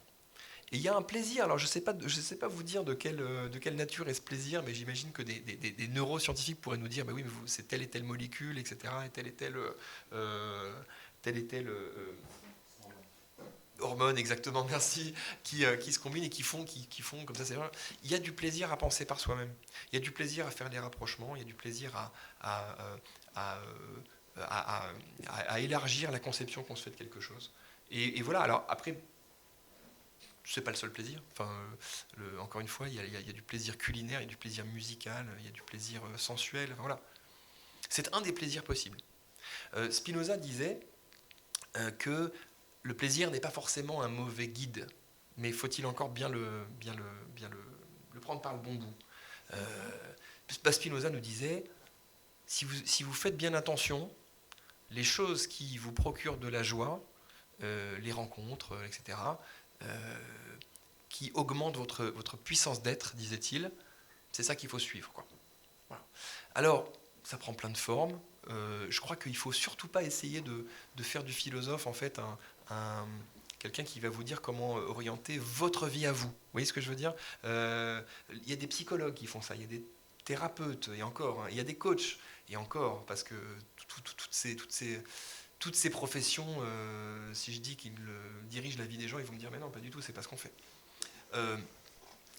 Mais le philosophe, en aucune manière, ne doit être quelqu'un qui puisse vous dire individuellement, écoute, je pense que là, il faudrait que tu quittes ton job, etc. Enfin voilà, ce genre de truc. C'est pas ce genre de conseil-là qu'il faut attendre du philosophe, mais le philosophe peut éventuellement donner des petites boîtes à outils qui permettent à chacun de s'en emparer pour se poser, pour ouvrir ses propres portes et, comme je disais tout à l'heure, cartographier son propre espace. Est-ce que toi-même, tu fais ce travail-là de comprendre? J'imagine que oui, mais est-ce que tu réajustes? Est-ce que ça te fait du bien? Est-ce que tu avances? Est-ce que tu vois comment... Alors t'imagines si je disais non? Oui, oui, je fais ça tout le temps. Je me suis rendu compte en fait à un moment donné que sans doute je l'avais toujours fait, mais tu sais un peu comme Monsieur Jourdain qui faisait de la prose sans le savoir. Je me suis rendu compte assez tardivement qu'en fait ce genre d'exercice, c'est-à-dire formuler des problèmes, faire des connexions entre différentes questions, rassembler différentes questions sous des questions plus vastes encore. Enfin voilà, faire une espèce comme ça on pourrait dire, si j'utilisais un mauvais anglicisme, je dirais du mind mapping en fait, en quelque sorte. Finalement, je l'avais toujours un peu fait. Et quelque part, là où ça fait du bien, et là où du coup j'invite tout un chacun à s'y essayer, c'est s'autoriser à se promener dans tout ça. Exactement comme on se promène dans un jardin ou au travers d'un beau paysage. Et le plaisir, il est là, à mon avis.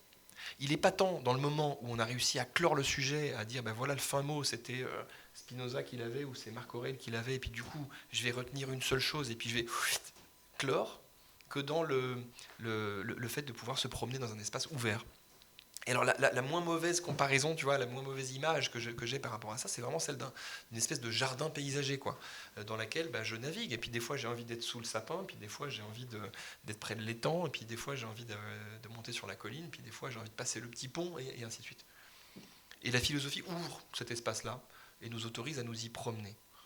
Il est là le plaisir, je dirais que c'est presque un plaisir de promenade, mais quand vous y pensez... Lorsque Descartes écrit le discours de la méthode, la méthode, c'est le chemin, c'est un cheminement.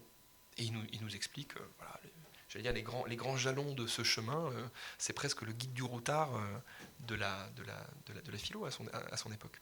Et quand tu dis qu'il ne faut pas subir, du coup, il y a un moment donné aussi, il faut diriger. Il ne faut pas juste se promener, enfin, je sais pas, je parle à l'impératif, mais oui. Se promener finalement, Ouais. tu te laisses un peu guider, tu réfléchis, mais est-ce qu'un jour, à un moment, il faut la décision, par exemple, moi je vais là parce que c'est ça qu'il me faut. Comment on sait ce qu'il nous faut? Je sais pas. Le ressenti intérieur. Oui, alors, ce serait presque déjà la deuxième partie de l'intervention. Est-ce que j'y vais ou est-ce que... Allez. Est-ce qu'il y a des questions? Ouais, allez-y, et puis si j'y réponds pas tout de suite... J'avais un peu une question, parce que en tout cas, ça me guide un peu sur l'aspect individuel. Donc, qu'est-ce qu'il me faut, mon présent, mon âme, chacun et chacune.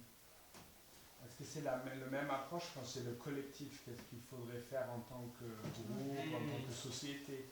Parce que pour moi, c'est pas aussi facile à transférer ce que je viens d'apprendre sur le collectif. Alors, juste avant de répondre, je crois que je vais boire un tout petit verre d'eau. S'il y a ça quelque part, et si... Merci beaucoup. C'est vraiment très gentil, merci beaucoup. Si je peux juste compléter la question, si on peut faire la nuance entre le collectif, c'est-à-dire les organisations, les sociétés, et un cran au-dessus, les États. Est-ce que ça serait la même chose au niveau des États qu'au niveau des structures plus petites? Ok. Alors, je vais répondre très franchement et très honnêtement. moi, la partie de la philosophie dans laquelle je disais tout à l'heure, j'essaie de labourer, ça n'est pas, par exemple, la philosophie politique, qui existe, qui est une branche de la philosophie absolument passionnante, et qui s'intéresse justement au comportement des États, qui s'intéresse au comportement des grands ensembles humains, à la question de savoir quel est le meilleur régime, les questions de la démocratie, de la conduite des affaires publiques, etc. Alors je m'en occupe pas du tout. Non pas que ça m'intéresse pas, mais parce que c'est... voilà, qui trop embrasse mal étreint, et en philosophie, il faut le savoir, il n'y a pas que l'éthique. Il y a effectivement la philosophie politique, il y a l'épistémologie qui s'intéresse aux sciences, il y a tout un tas de choses. Il y a l'histoire de la philosophie, etc. Donc, moi, j'interviens dans un champ qui n'est pas étroit, mais qui est effectivement la vie morale, la vie de l'âme, comme je disais tout à l'heure. Alors, néanmoins, bien évidemment, comme nous ne sommes pas des individus atomisés, comme on ne vit pas seul, on vit avec les autres, je pense que, pour vous répondre, la préoccupation éthique et morale, moi, me paraît être justement un enjeu, alors pour le coup, je vais utiliser un grand mot, mais un enjeu de civilisation. C'est-à-dire que je pense que on aurait intérêt, pour le coup, collectivement, j'allais presque dire éducativement, enfin, à tout un tas de niveaux. Merci beaucoup. Merci beaucoup. Ah, c'est génial, les deux sont pour moi. Merci beaucoup.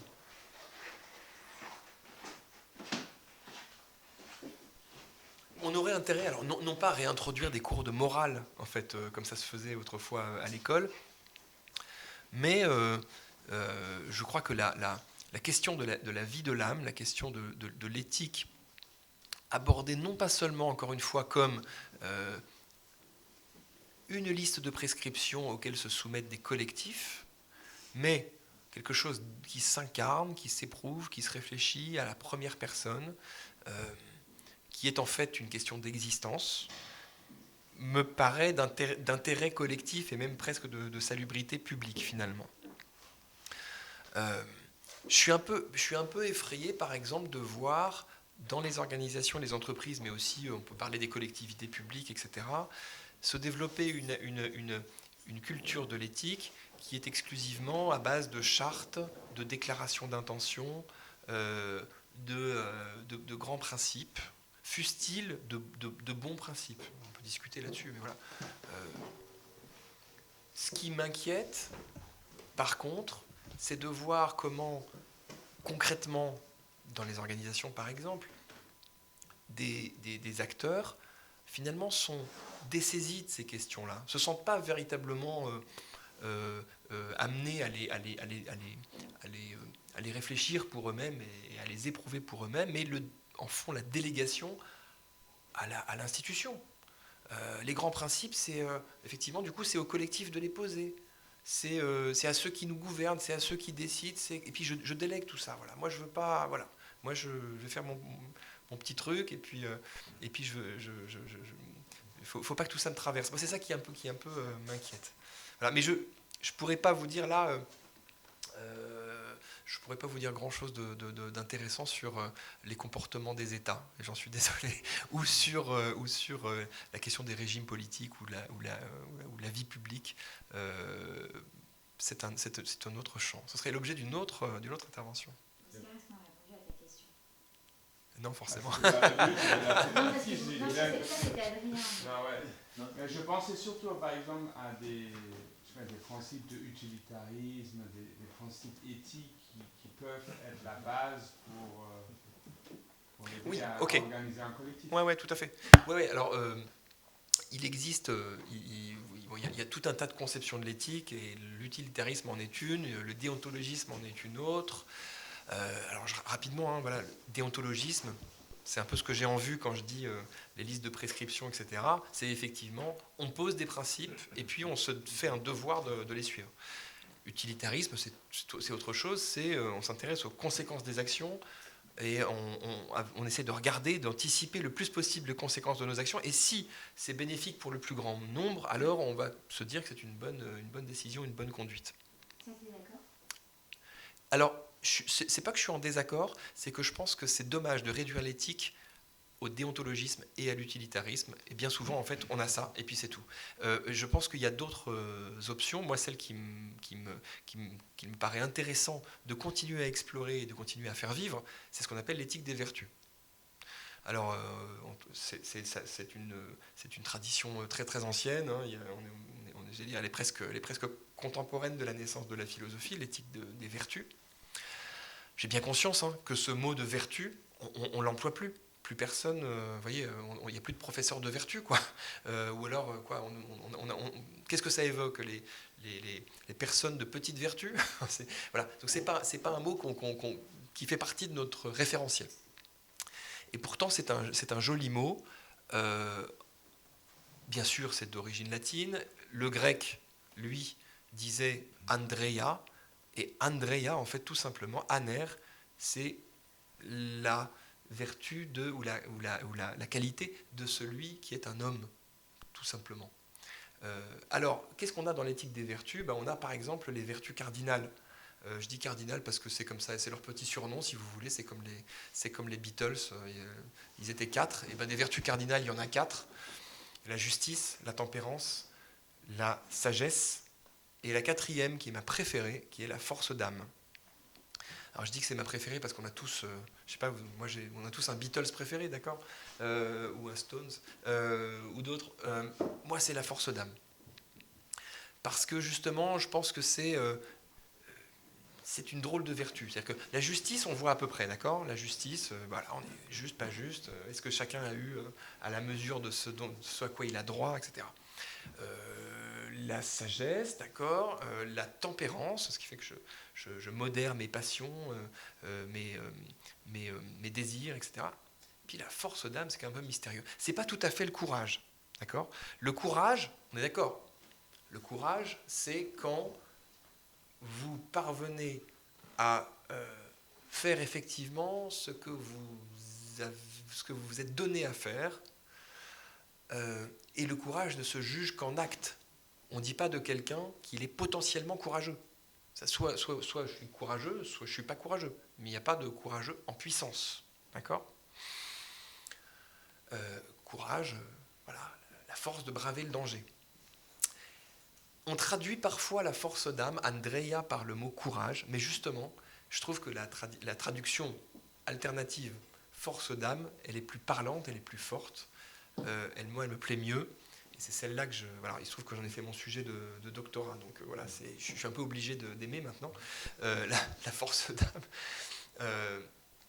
Je la trouve évidemment plus difficile à attraper, plus difficile à circonscrire, mais c'est peut-être la vertu qui conditionne les autres. Je ne sais pas si on cultive le courage, mais je suis certain qu'on cultive la force d'âme. Et une des hypothèses que je fais, mais voyez, je dirais comme un penseur et philosophe français qui s'appelle Baudrillard et qui disait souvent je n'assène pas des thèses, mais je formule des hypothèses. L'hypothèse que j'ai envie d'explorer, c'est qu'est-ce que c'est que cette force d'âme? Est-ce que ça ne serait pas, par exemple, ce que je disais tout à l'heure, la force de prendre soin de ce pourquoi on est là?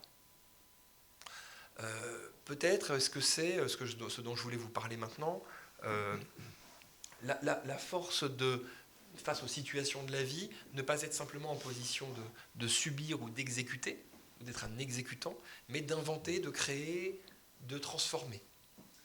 Comment tu fais quand tu n'as pas trouvé la réponse, par exemple, de pourquoi je suis là? Tu vois? C'est une question ouverte, tu as raison. Bien sûr. De dire, c'est tous les jours dans la laisse ouverte, on essaye d'y répondre toujours un petit peu. Mais si on n'a pas trouvé, est-ce que du coup tu peux être dans ta force d'âme quand même? Alors, je pense que c'est pas forcément une question que, comment dire, pourquoi je suis là, ou comment mener ma belle vie, enfin.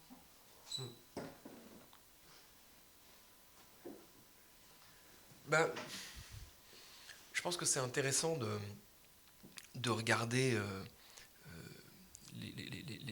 et c'est certainement plus difficile que ce qu'on croit de regarder très honnêtement, très lucidement, entre soi et soi, d'abord les choses dans lesquelles on est assez doué, assez bon, et puis les choses pour lesquelles on a de l'appétence, on a du désir.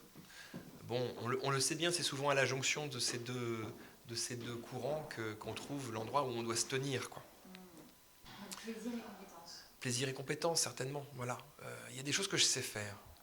C'est pas toujours, comment dire, ce pourquoi on vient me chercher. Mais quand même, chaque fois que je suis là-dessus, je suis quand même très bon, quoi. Oui, tu vois ce que je veux dire. Voilà. Ça renvoie plutôt à l'ego et quelque chose de très raisonné. Alors que tu parlais de force d'âme, c'est quelque chose qui est plus profond, qui est moins raisonné, quoi. Alors, c'est parti d'un cheminement, d'un dévoilement. Et quand tout à l'heure on demandait qu'est-ce que l'on peut faire collectivement par rapport à individuellement, ouais. Moi, ça fait plutôt penser à une approche compassionnelle. Et toi, tu as écarté la compassion au départ, parce que tu parlais des vertus, la sagesse, qui est compliquée à atteindre, en tout cas qui est un chemin qui est sans fin, la justice, rendre la justice, tous les gens qui ont essayé, ils sont rarement arrivés, en tout cas sur le long terme, et ceux qui ont été confrontés à la justice, généralement, n'ont pas forcément trouvé juste. Tandis que une approche compassionnelle, c'est quelque chose qui peut être collectif et de remettre l'être au centre de notre société. Adrien demandait qu'est-ce qui peut être au niveau État, choses comme ça. Enfin, je crois que c'est au Parlement mondial des religions, ils disent que de remettre l'être au centre de nos sociétés avec une approche compassionnelle et sûrement une approche pour être le plus éthique possible. Oui, mais justement, pardon, si je ne me trompe pas, d'ailleurs c'est votre question qui m'a permis de réfléchir sur ça, est-ce que l'éthique, là on ne confondrait pas peut-être aussi l'éthique et la morale extérieure, et justement l'éthique étant quelque chose qui doit peut-être partir d'abord d'un point de vue très intrinsèque, et du coup bien plus, et là par contre, j'invente rien, c'est plutôt Spinoza, hein, mais qui fait partir de ça, d'une conscience personnelle de la réalité, et une conscience de soi-même qui nous permet du coup d'évoluer de manière plus éthique. Mais en fait, je pense que c'est ce vous en parlez tout à l'heure par rapport au côté très juridique qu'on peut avoir aujourd'hui avec l'éthique, etc. On en a fait quelque chose de collectif, alors que finalement la source est très intrinsèque. Enfin, en tout cas, je ne sais pas, c'est ce que ça m'amène à penser. Mais c'est un mouvement vers l'autre. Mais non, parce justement, je pense que on n'est pas une île, quoi. Mais justement, moi je pense que c'est plutôt une réflexion vers soi-même, et justement en étant soi-même confronté à une certaine réalité, et en ayant assez développé, je pense, notre conscience éthique, je dis ça un peu de manière assez générique, mais derrière justement appliquer l'éthique collective, mais en tout cas la source en soi, elle est très intrinsèque. Enfin, c'est l'idée qui me venait avec les discours que j'ai entendus. Alors, je rebondis avec quelques éléments comme ça, et j'espère ne pas être trop long. Je disais, je parlais des vertus cardinales en disant qu'il y en a 4. Il y en a 4, mais pourquoi pas 5, pourquoi pas 6 ? Enfin, voilà, à un moment donné. Ce qui me paraît important, c'est d'abord qu'elles soient plusieurs. Et je trouve qu'il y a une très grande profondeur dans cette intuition. Et là, on est vraiment, on est de plein pied dans la sagesse antique. Il y a 4 vertus qui, quelque part, se conditionnent les unes les autres et travaillent en synergie. Il n'y a pas une seule vertu.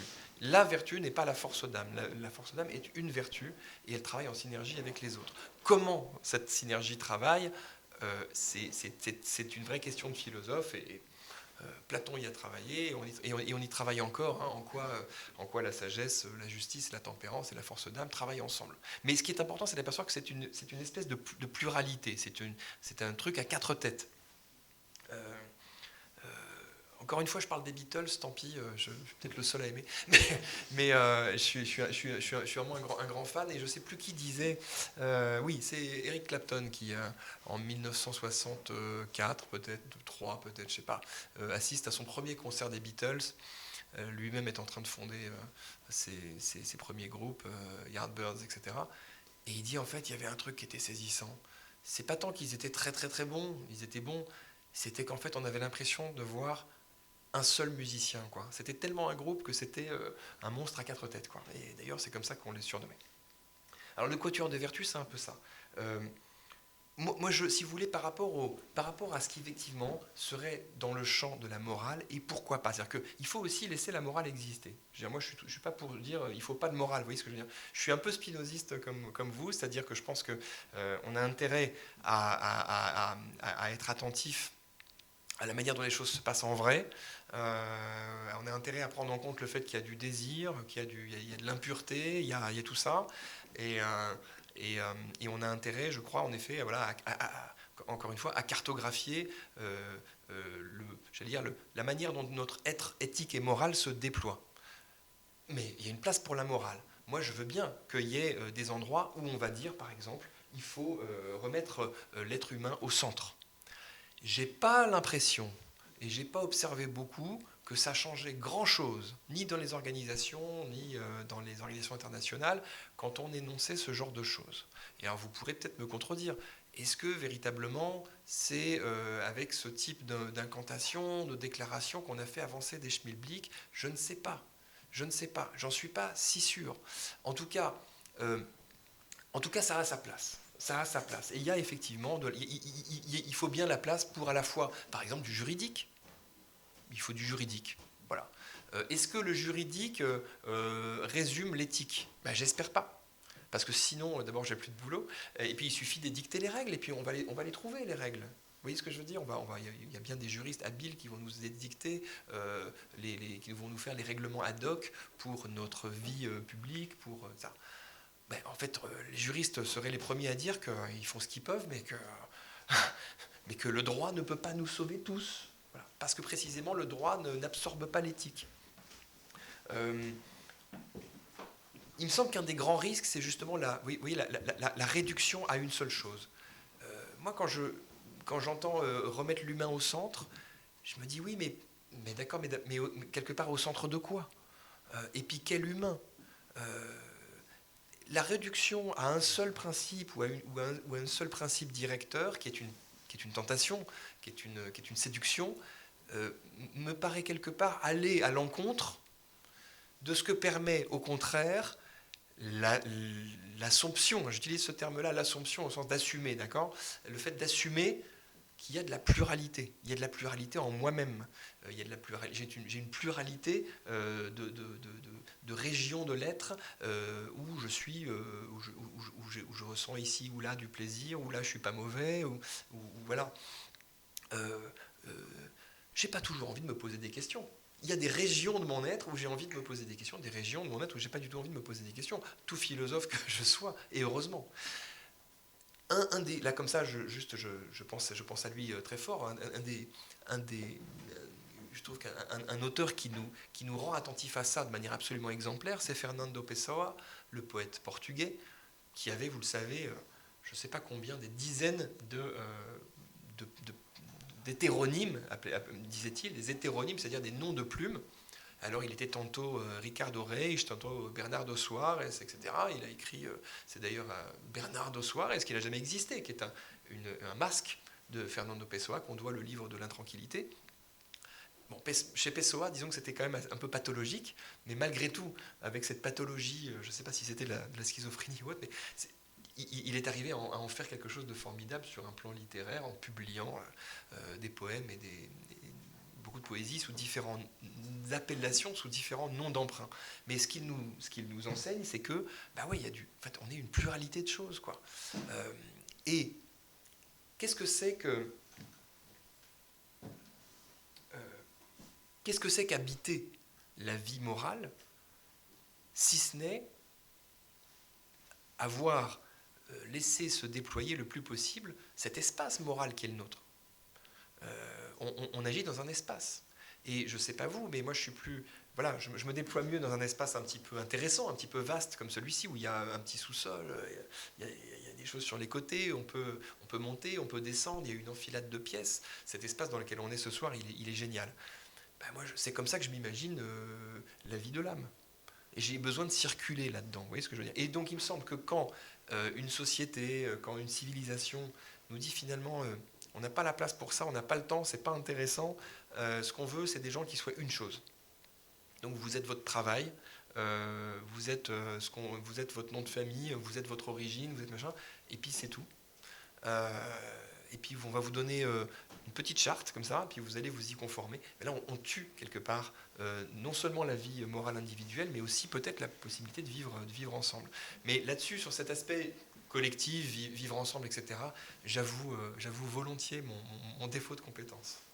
Oui, il y a 2 questions, alors comme vous voulez. Vous avez passé du temps à réfléchir à la force d'âme. Pas assez de temps. Qu'est-ce que ça a changé? Qu'est-ce que vous avez changé au départ Ouais. Peut-être pour améliorer cette force d'âme Ouais. et mieux la définir, et comment vous la cultivez, comment vous avez appris à la cultiver par la suite grâce à votre travail? Ouais. Pour moi-même, vous voulez dire? Oui. Je dirais que le premier niveau de réponse, c'est le mot que j'ai envie d'utiliser, c'est le mot d'autorisation. Alors, c'est un peu curieux, mais vous savez que s'autoriser, étymologiquement, c'est agrandir son territoire, en quelque sorte. C'est croître, c'est grandir. Je parle bien d'une sorte de territoire intérieur.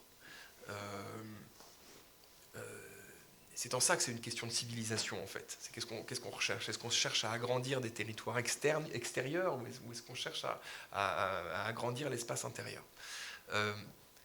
Ce qui personnellement a été un apport de la philosophie, c'est que je me suis dit, j'ai compris que j'avais le droit, l'autorisation de me poser des questions, de les formuler, de chercher les mots les plus justes pour les formuler, de les connecter entre elles, et d'explorer leur soubassement, que c'était à la fois intéressant, nécessaire, en fin de compte, ça rend la vie beaucoup plus intéressante. Comprenant ça, je me suis dit, mais en fait, tout est là. Alors après, vous faites la rencontre d'un certain nombre d'auteurs. Ce qu'il y a de génial avec les auteurs, c'est que ils sont toujours disponibles. Et à tout moment, on peut ouvrir une page de Marc Aurèle, on peut ouvrir une page de Montaigne, on peut ouvrir une page de Spinoza. Il faut quand même bien choisir, parce que l'éthique de Spinoza, ça peut piquer un petit peu au début. Mais à tout moment, ces gens-là sont disponibles pour, alors non pas interagir, mais quelque part, ça ouvre évidemment l'espace d'une sorte d'interaction au travers des livres. C'est une fréquentation. Voilà. Il ne s'agit pas, encore une fois, du tout d'accumuler une espèce ou de viser la détention d'un espèce de savoir. Vraiment, j'y insiste, c'est pas du tout ça. Mais une capacité à faire des rapprochements, à faire des liens et des connexions, y compris entre des gens qui ne se sont jamais parlé. Enfin, voilà, le plaisir de pratiquer la philosophie, j'allais dire de manière non professionnelle aussi, c'est qu'est-ce que Marc Aurèle a à dire à Spinoza, et qu'est-ce que Kant a à dire à Montaigne? Ils se sont jamais croisés, certains ont lu, les uns ont lu les autres, mais pas toujours dans les 2 sens. Et puis nous, on a tout ça, toute cette richesse. Je ne sais plus qui a dit, si je sais qui l'a dit. Anatole France, un auteur qu'on ne lit plus. Anatole France a dit que dans notre ère de civilisation en Occident, on avait quoi? On avait la littérature et la philosophie, entre autres. J'allais dire dans le patrimoine commun. Et écrit Anatole France, ce sont nos 1001 nuits. C'est-à-dire cet immense récit, ce grand conte, avec des parties évidemment connectées les unes aux autres, qu'on n'a jamais fini de lire et de relire. Et voilà quelque part, comme si c'était une seule et même œuvre. Encore une fois, dans laquelle on puisse circuler. Un peu comme ici, vous avez des pièces en enfilade et puis vous circulez. Alors, il faut l'imaginer là aujourd'hui avec tout un tas avec des œuvres accrochées au mur, mais on l'imagine assez bien. Dans cette galerie d'œuvres d'art, on l'imagine bien. On y est, on l'habite, on y circule, et c'est cette liberté de mouvement qui me paraît être vraiment la fondation d'une véritable vie éthique et morale. Alors, du coup, ce qui me permet de revenir un peu à la question de début, c'est-à-dire est-ce que finalement on peut faire de la philosophie un peu sans le savoir comme ça? Est-ce que finalement tout un chacun, on n'est pas des philosophes qui s'ignorent? Alors oui et non, parce que malgré tout, ça suppose la fréquentation d'un certain nombre de textes et d'auteurs, mais j'allais dire une fréquentation qui peut prendre le rythme, l'allure, l'intensité de notre bon plaisir. On en est où dans le Alors on a complètement dérivé. Ouais. Et peut-être ta partie 2, ta partie 3, tu en as... Ouais, mais je vais absolument contracter, les amis. On peut faire une petite pause. Mais ouais, avec plaisir. Vous laissez aller aux toilettes ou boire un coup, ou il y a des gens qui veulent y aller.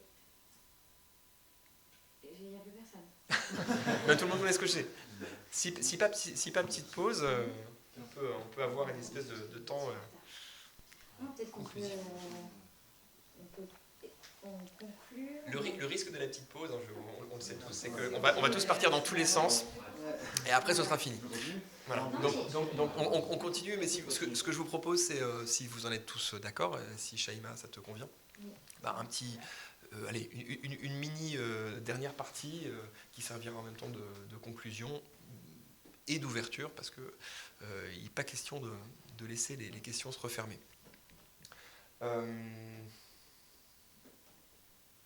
Allez, je partage avec vous 7 petites choses, d'accord? Mais vraiment 7 petits cailloux, comme les cailloux du petit poucet.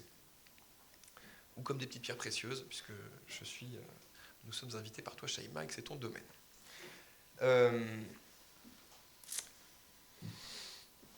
Première, parce que je pense qu'il faut pas hésiter tout de même à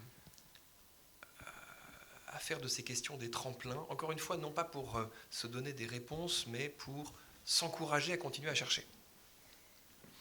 Alors, premier petit caillou, une petite question toute bête. Qu'est-ce que je mets au centre? On a tous besoin dans la vie, et en collectif, mais aussi individuellement, de mettre quelque chose au centre. C'est pas forcément toujours la même chose, ça dépend des moments. Mais c'est une manière de se poser une question intéressante. Qu'est-ce que je mets au centre, et qu'est-ce qui, du coup, naturellement, est plus périphérique? On a tous comme ça des sortes de raisons ou d'axes structurants. C'est intéressant de le remettre en question, ça. Bachelard disait il faut savoir inquiéter la raison. Sachons inquiéter nos grandes préoccupations centrales. Demandons-nous si vraiment c'est ça qu'on doit mettre au centre, ou si c'est pas quelque chose qui a sa place, mais qui peut rester, ou qui devrait être un peu plus en périphérie. Donc là, vous voyez bien qu'en disant tout ça, je ne vous donne pas de réponse, mais j'invite à poser une sorte de question. Qu'est-ce qui est au centre? Il ne peut pas y avoir tout au centre non plus, vous voyez ce que je veux dire là. Deuxième petit caillou, quelle place je fais à l'autre? Tout à l'heure, ça a été dit très justement. Oui, mais enfin, dans tout ça, malgré tout, et tu avais raison, dans tout ça, quelle place pour l'autre? Emmanuel Lévinas disait que l'éthique commence lorsqu'on dit, vous voyez, quand on laisse passer quelqu'un devant soi, la porte est ouverte et qu'on dit « après vous ». Emmanuel Lévinas disait « l'éthique commence là, dans ce « après vous ». Donc question que tout un chacun et toute une chacune peut se poser très, très, très, très franchement. Et moi, quelle place je fais à l'autre dans ma vie de tous les jours? Est-ce qu'effectivement, dans le fond, il n'y en a que pour moi, pour mon ego? Est-ce que je sais dire, d'une manière ou d'une autre, ça peut prendre tout un tas de formes, après vous? Là aussi, petite boîte à questions à laisser ouverte. Je vous invite, petite parenthèse, à lire un très beau texte de Bergson sur la politesse. Tout petit texte d'une conférence qu'il avait donnée devant des lycéens dans les années 1920, si je ne dis pas de bêtises, peut-être 1910, devant un public de lycéens ou de collégiens, en tout cas c'est une allocution comme ça scolaire, et il fait tout un texte pour dire que la politesse en réalité n'est pas simplement une sorte de convenance sociale un petit peu démodée, un peu surannée, mais c'est une école de vertu. Je reconnecte avec le terme de vertu de tout à l'heure. C'est une école de vertu. C'est ce qui m'enseigne à faire une place à l'autre. Troisième petit caillou, quelle place avec les autres? Alors là, je rejoins un tout petit peu votre question tout à l'heure et votre question sur finalement le collectif, quoi, le faire société ou le vivre ensemble. Quelle place j'ai envie de prendre avec les autres? Et tu vois, Shaima, tu disais tout à l'heure, mais comment on trouve sa bonne place? Alors, et cette question-là, tu vois, typiquement, une réponse philosophique que je ferai par rapport à cette question, c'est de dire que cette question-là, il faut la viser de plusieurs côtés. typiquement, et je ne sais pas si ma comparaison est bonne, mais c'est le côté lumière diffractée, comme dans la pierre, comme dans le diamant peut-être, ou dans la pierre. D'accord ? Voilà. Et ça, c'est faire de la philo. En revanche, laisser passer juste un rayon de biais qui touche le mur derrière, c'est quelque part, on n'a pas fait diffracter le truc, donc ça ne marche pas. Quelle place avec les autres ? Hannah Arendt disait l'espace du politique, c'est l'espace entre les hommes. Et elle le disait de manière très curieuse, espace-entre-les-hommes. Elle en faisait une espèce de paquet. Alors peut-être que c'est le côté allemand, germanophone d'Hannah Arendt. Elle avait tendance, vous savez, les Allemands ils font ça, n'est-ce pas ? Des mots, des mots à rallonge, des mots qui s'imbriquent les uns avec les autres. C'est une langue agglutinante. Donc Hannah Arendt nous dit ça, l'espace entre les hommes. Et ce qu'elle veut dire par là, c'est que sous peine de virer très très vite au régime totalitaire, qu'elle connaissait un petit peu,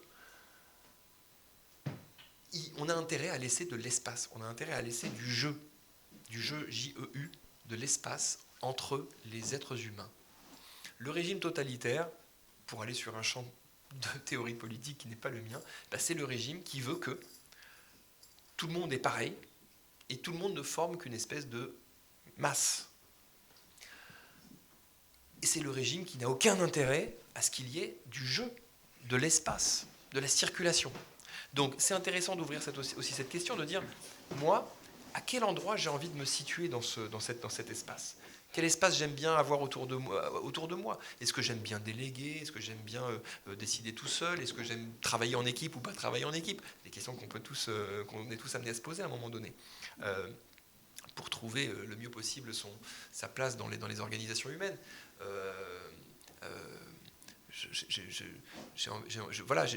Jusqu'où j'ai envie qu'on m'approche. Est-ce que j'aime, est-ce que j'ai envie d'être collé serré, ou est-ce qu'au contraire j'ai besoin qu'il y ait que ça respire autour de moi, etc. Donc ça c'est vraiment une manière de poser la question. Quelle est un peu ma petite politique ? Comment je me situe dans l'espace entre les hommes, dans ce qu'un critique d'art, en parlant de Giotto, appelait la spatiosité. Parce que vous savez, ou vous ne le savez peut-être pas, mais Giotto, c'est un des premiers peintres de notre tradition, qui parvient, par la peinture, à rendre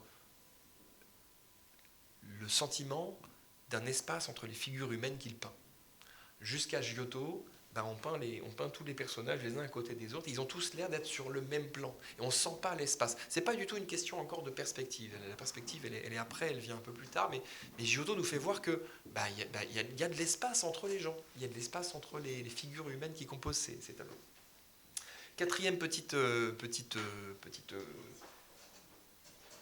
caillou, j'y reviens un instant à cette notion-là, le langage. Comment est-ce que je nomme les choses ?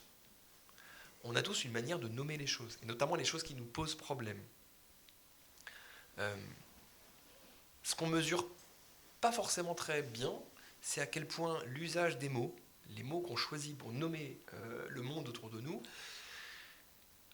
a des effets très, très importants sur ce qui nous entoure, et puis c'est ce qui nous limite aussi. Wittgenstein disait les limites de mon monde, c'est les limites de mon langage. Ce que je n'arrive pas à nommer, sur quoi je n'arrive pas à mettre un mot, ça n'existe pas pour moi.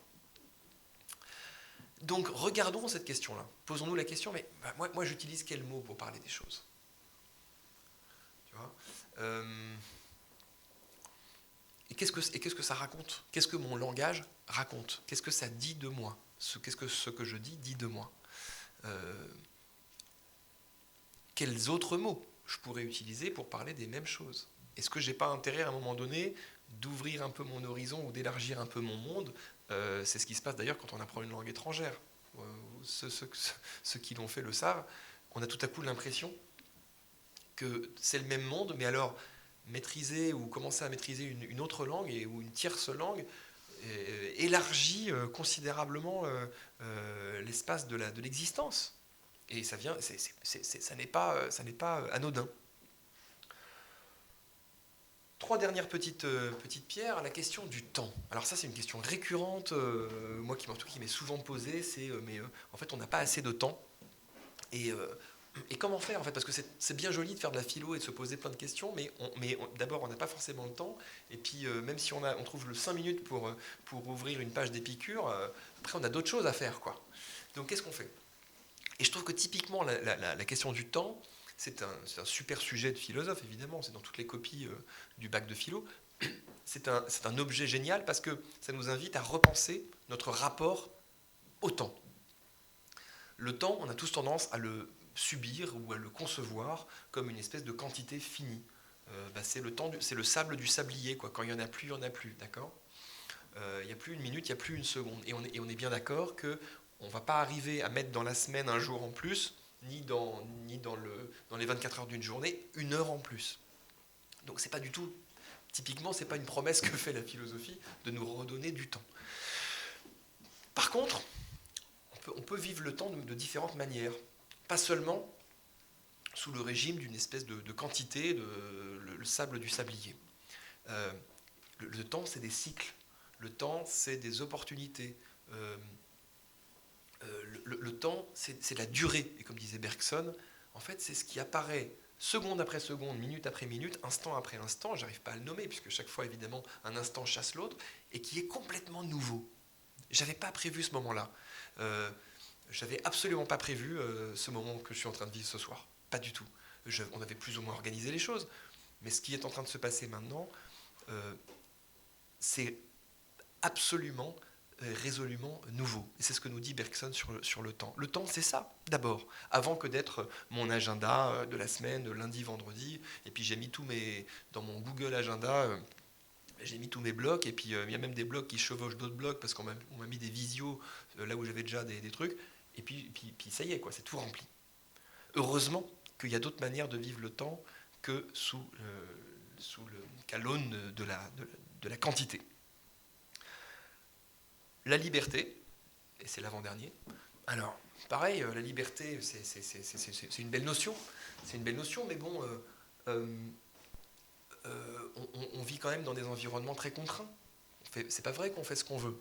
Enfin, je sais pas, hein, vous me direz si vous faites ce que vous voulez. Moi, je fais pas ce que je veux. J'ai des délais, je dois répondre à des gens, j'ai des factures à payer. Il y a des gens qui attendent des choses de moi. Enfin, voilà, je suis pris dans pas mal de contraintes. Donc j'ai pas le sentiment de pouvoir faire ce que je veux.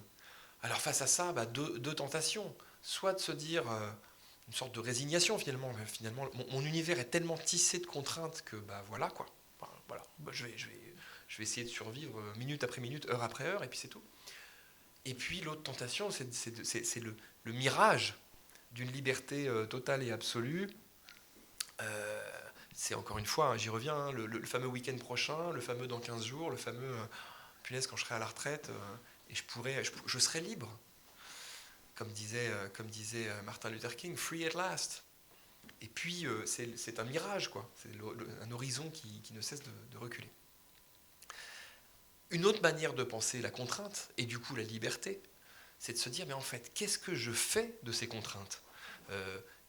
Et là, on a beaucoup à s'inspirer des artistes, ou des artisans, mais des artistes pas mal, musiciens, peintres, etc., qui, à partir d'un matériau qui résiste, que ce soit la pierre, que ce soit la couleur, que ce soit le son, fabriquent des trucs. Stravinsky, le compositeur du Sacre du Printemps, disait « Plus on s'impose de contraintes, plus on s'affranchit des chaînes qui entravent l'esprit. » C'est-à-dire qu'en fait, en tant qu'artiste, mettez-moi toutes les contraintes que vous voulez, c'est là. En fait, c'est avec ça que je vais travailler. Et c'est cette matière-là qui fait toute la substance de ma proposition, de mon art. Les musiciens, il y a ici un piano, le savent et les autres aussi. Picasso n'a jamais été aussi bien Picasso que parce que finalement, il a travaillé avec les contraintes de la peinture et du dessin classique, il a énormément travaillé pour voir de quelle manière il allait les tordre. Mais il y avait bien là un matériau. Et puis le dernier petit caillou, j'ai envie d'utiliser un terme pareil, c'est un peu comme le terme de vertu, un terme qu'on n'emploie plus ou qu'on n'emploie plus guère, et c'est le terme de conscience. La conscience. Alors, on l'a pas utilisé de la soirée, ce mot-là, grand mot. J'ai envie de le résumer de cette manière-là, et disons que ça vaut conclusion. La conscience, c'est peut-être ce qu'on appelle parfois le fort intérieur. Alors vous savez, fort intérieur, on a tous envie de l'écrire F-O-R-T, et puis en fait on se reprend, on sait que ça s'écrit F-O-R, mais on ne sait pas forcément toujours pourquoi. Fort intérieur, F-O-R, d'où ça vient, forum externe, forum interne, et le forum interne, dans la tradition notamment médiévale, c'est cet espace intérieur qui est le mien, et dans lequel j'ai à me déplacer, et que j'ai à habiter à ma guise, et dans lequel notamment je délibère. Donc je délibère, je me pose toutes ces questions. Où dois-je aller? D'où viens-je? Et où est ma place? Mais punaise, c'est mon espace, quoi. Et on ne peut pas me le prendre. Et c'est pas rien, ce fort intérieur. C'est là où j'habite. Donc je disais tout à l'heure, en démarrant cette conférence, ça nous arrive tous, en fin de semaine ou en début de semaine, de dire je ne sais plus où j'habite, mais précisément la conscience, c'est là où j'habite. C'est là où se passe, en fait, c'est le théâtre de la vie morale et donc de la vie éthique. Montaigne disait « Il faut avoir pour soi une arrière-boutique, toute libre et toute franche, où prendre avec soi-même son ordinaire entretien. » Une arrière-boutique. Alors moi j'adore cette image, d'abord parce que précisément ça fait image, je vois bien, on imagine la boutique, et puis derrière la boutique il y a l'arrière-boutique, et c'est cet espace-là qu'il faut reconquérir. Et à mon avis, la philosophie et l'éthique nous invitent à reconquérir cet espace-là. Il y a la place pour la boutique, pour l'avant-scène si vous voulez. L'arrière-boutique, allons-y, reprenons cet espace où se joue, où se passe notre vie morale et éthique, cet espace où on se pose des questions, où parfois on trouve des réponses, où en tout cas on a parfois le bonheur de formuler ces fameuses questions, ou comme disait Aristote, de poser joliment les problèmes. Bergson, pour finir, disait ça. Quelque part, nous habitons insuffisamment, nous habitons rarement notre conscience, et nous avons à reprendre possession de nous-mêmes. Finalement, la philo, j'allais dire, telle qu'on peut la pratiquer en amateur, mais dans le bon sens du terme. En amateur, c'est-à-dire avec tout ce que ça importe, tout ce que ça implique de désir, de plaisir, d'envie, c'est ça que ça nous permet. Ça le promet, je crois tout à fait que ça le permet, et c'est ce que j'avais envie de partager avec vous ce soir. Voilà. Merci à vous. Merci.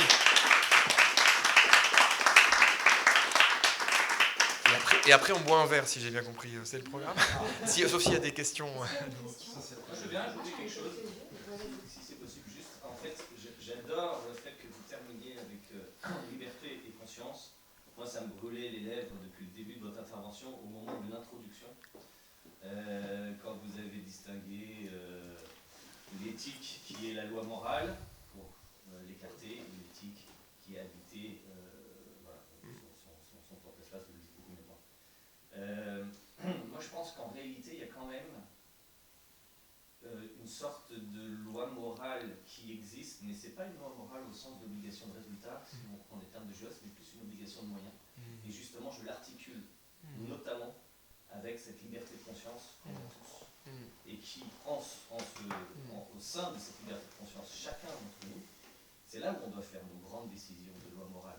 Alors, qu'à Dieu ne plaise, on ait besoin un jour de faire des choix qui sont entre deux choix qui semblent horribles, mais il y a toujours, il peut arriver de temps en temps d'avoir des choix très difficiles à faire. Je pense que tout à chacun va avoir ce genre de choix. Et c'est dans sa liberté de conscience qu'on doit prendre ce choix-là. Et donc, je fais le lien avec cette loi morale. En réalité, je pense qu'une des lois morales qu'on doit avoir, nous, par rapport aux autres, c'est de ne jamais empiéter sur la liberté de conscience des autres.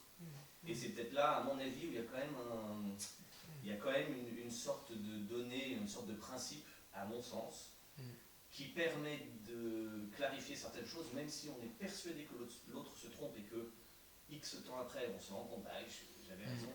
En réalité, il ne faut pas le guider en disant, ben non, il faut que tu penses ci, il faut que tu fasses ci, il faut que tu fasses ça, parce que ce n'est pas notre place. Mais aider, comme avec la philosophie, c'est pour ça que vous avez tout à fait raison, lui poser des questions qui fait qu'après, lui, il voit un peu plus clair. Mais il n'y a que lui ou elle qui a la réponse.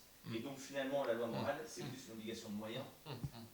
Et ça permet d'ailleurs, et je termine comme ça, de répondre à quelques grands cas de conscience, à mon avis, que sont est-ce que tu as le droit de sacrifier un homme pour en sauver 100, 1 million, 10 millions, toute l'humanité? Est-ce que la fin justifie les moyens? Et en fait, quand tu ramènes ça à la loi, à la liberté de conscience, à mon avis, ça te donne pas mal de petits exemples. Enfin, je ne sais pas si je me trompe, mais ça permet de répondre à des questions peut-être un peu plus concrètes, comme ce changement en disant penser pour les autres, penser pour soi, etc. Voilà. Possible. Et pour prolonger ce que vous dites, la grande force de la philosophie, et ce qui fait que justement peut-être une vertu comme la vertu de force d'âme est quelque chose qui se cultive, c'est que ça se cultive à la fois seul, mais aussi à plusieurs. C'est là aussi fondateur en philosophie, c'est inaugural, comme l'étonnement, qu'on fait ça à plusieurs. On se réunit, on fait comme on fait ce soir, on discute, on se complète, on s'interroge, et on essaie de toucher du doigt quelque chose. Et c'est totalement intrinsèque à la philosophie, ce qui fait que ce n'est pas une quête solitaire uniquement, même si je reste, je suis dubitatif sur le fait qu'on puisse s'occuper de la morale d'autrui. Enfin voilà, vous l'avez compris, je prends une distance par rapport à ça, mais en revanche, ce qui est génial, c'est qu'en effet, on peut en parler, on peut s'en parler, et voilà, et on n'est pas, voilà, on est simplement limité par notre usage des mots et notre plus ou moins grande maîtrise du seul outil que nous avons, qui est le langage, pour philosopher, du coup. Mais voilà, c'est aussi ça qui est un plaisir. C'est important de le dire. Ça se partage. Voilà, la philosophie, ça se partage. C'est ce que je fais certes pour moi, mais avec les autres. Voilà un peu. J'aurais peut-être posé la question à chacun au début. Est-ce que vous êtes venu avec une question en arrivant, en voyant un descriptif? Est-ce que vous avez quelque chose en tête, le questionnement dont tu parles, qui nous guide, qui nous suit? Je ne sais pas. Est-ce qu'il y avait des questions perso que vous avez envie de... Beaucoup de questions sans réponse, peut-être. En fait. Qu'est-ce que ça vous évoque, l'éthique, etc. C'est peut-être un peu tard maintenant. Il n'est jamais trop tard pour faire de la philosophie. C'est ce que disait Épicure, hein, je rebondis. Il dit on n'est jamais ni trop jeune ni trop vieux. Mais Épicure nous dit meletao, c'est un impératif grec, prends soin. Prends soin. Jamais trop tard, jamais trop tôt. On peut conclure là-dessus, on garde ça. Prendre soin. Plaisir. Soi et les autres. Merci à tous et à toutes. Merci beaucoup.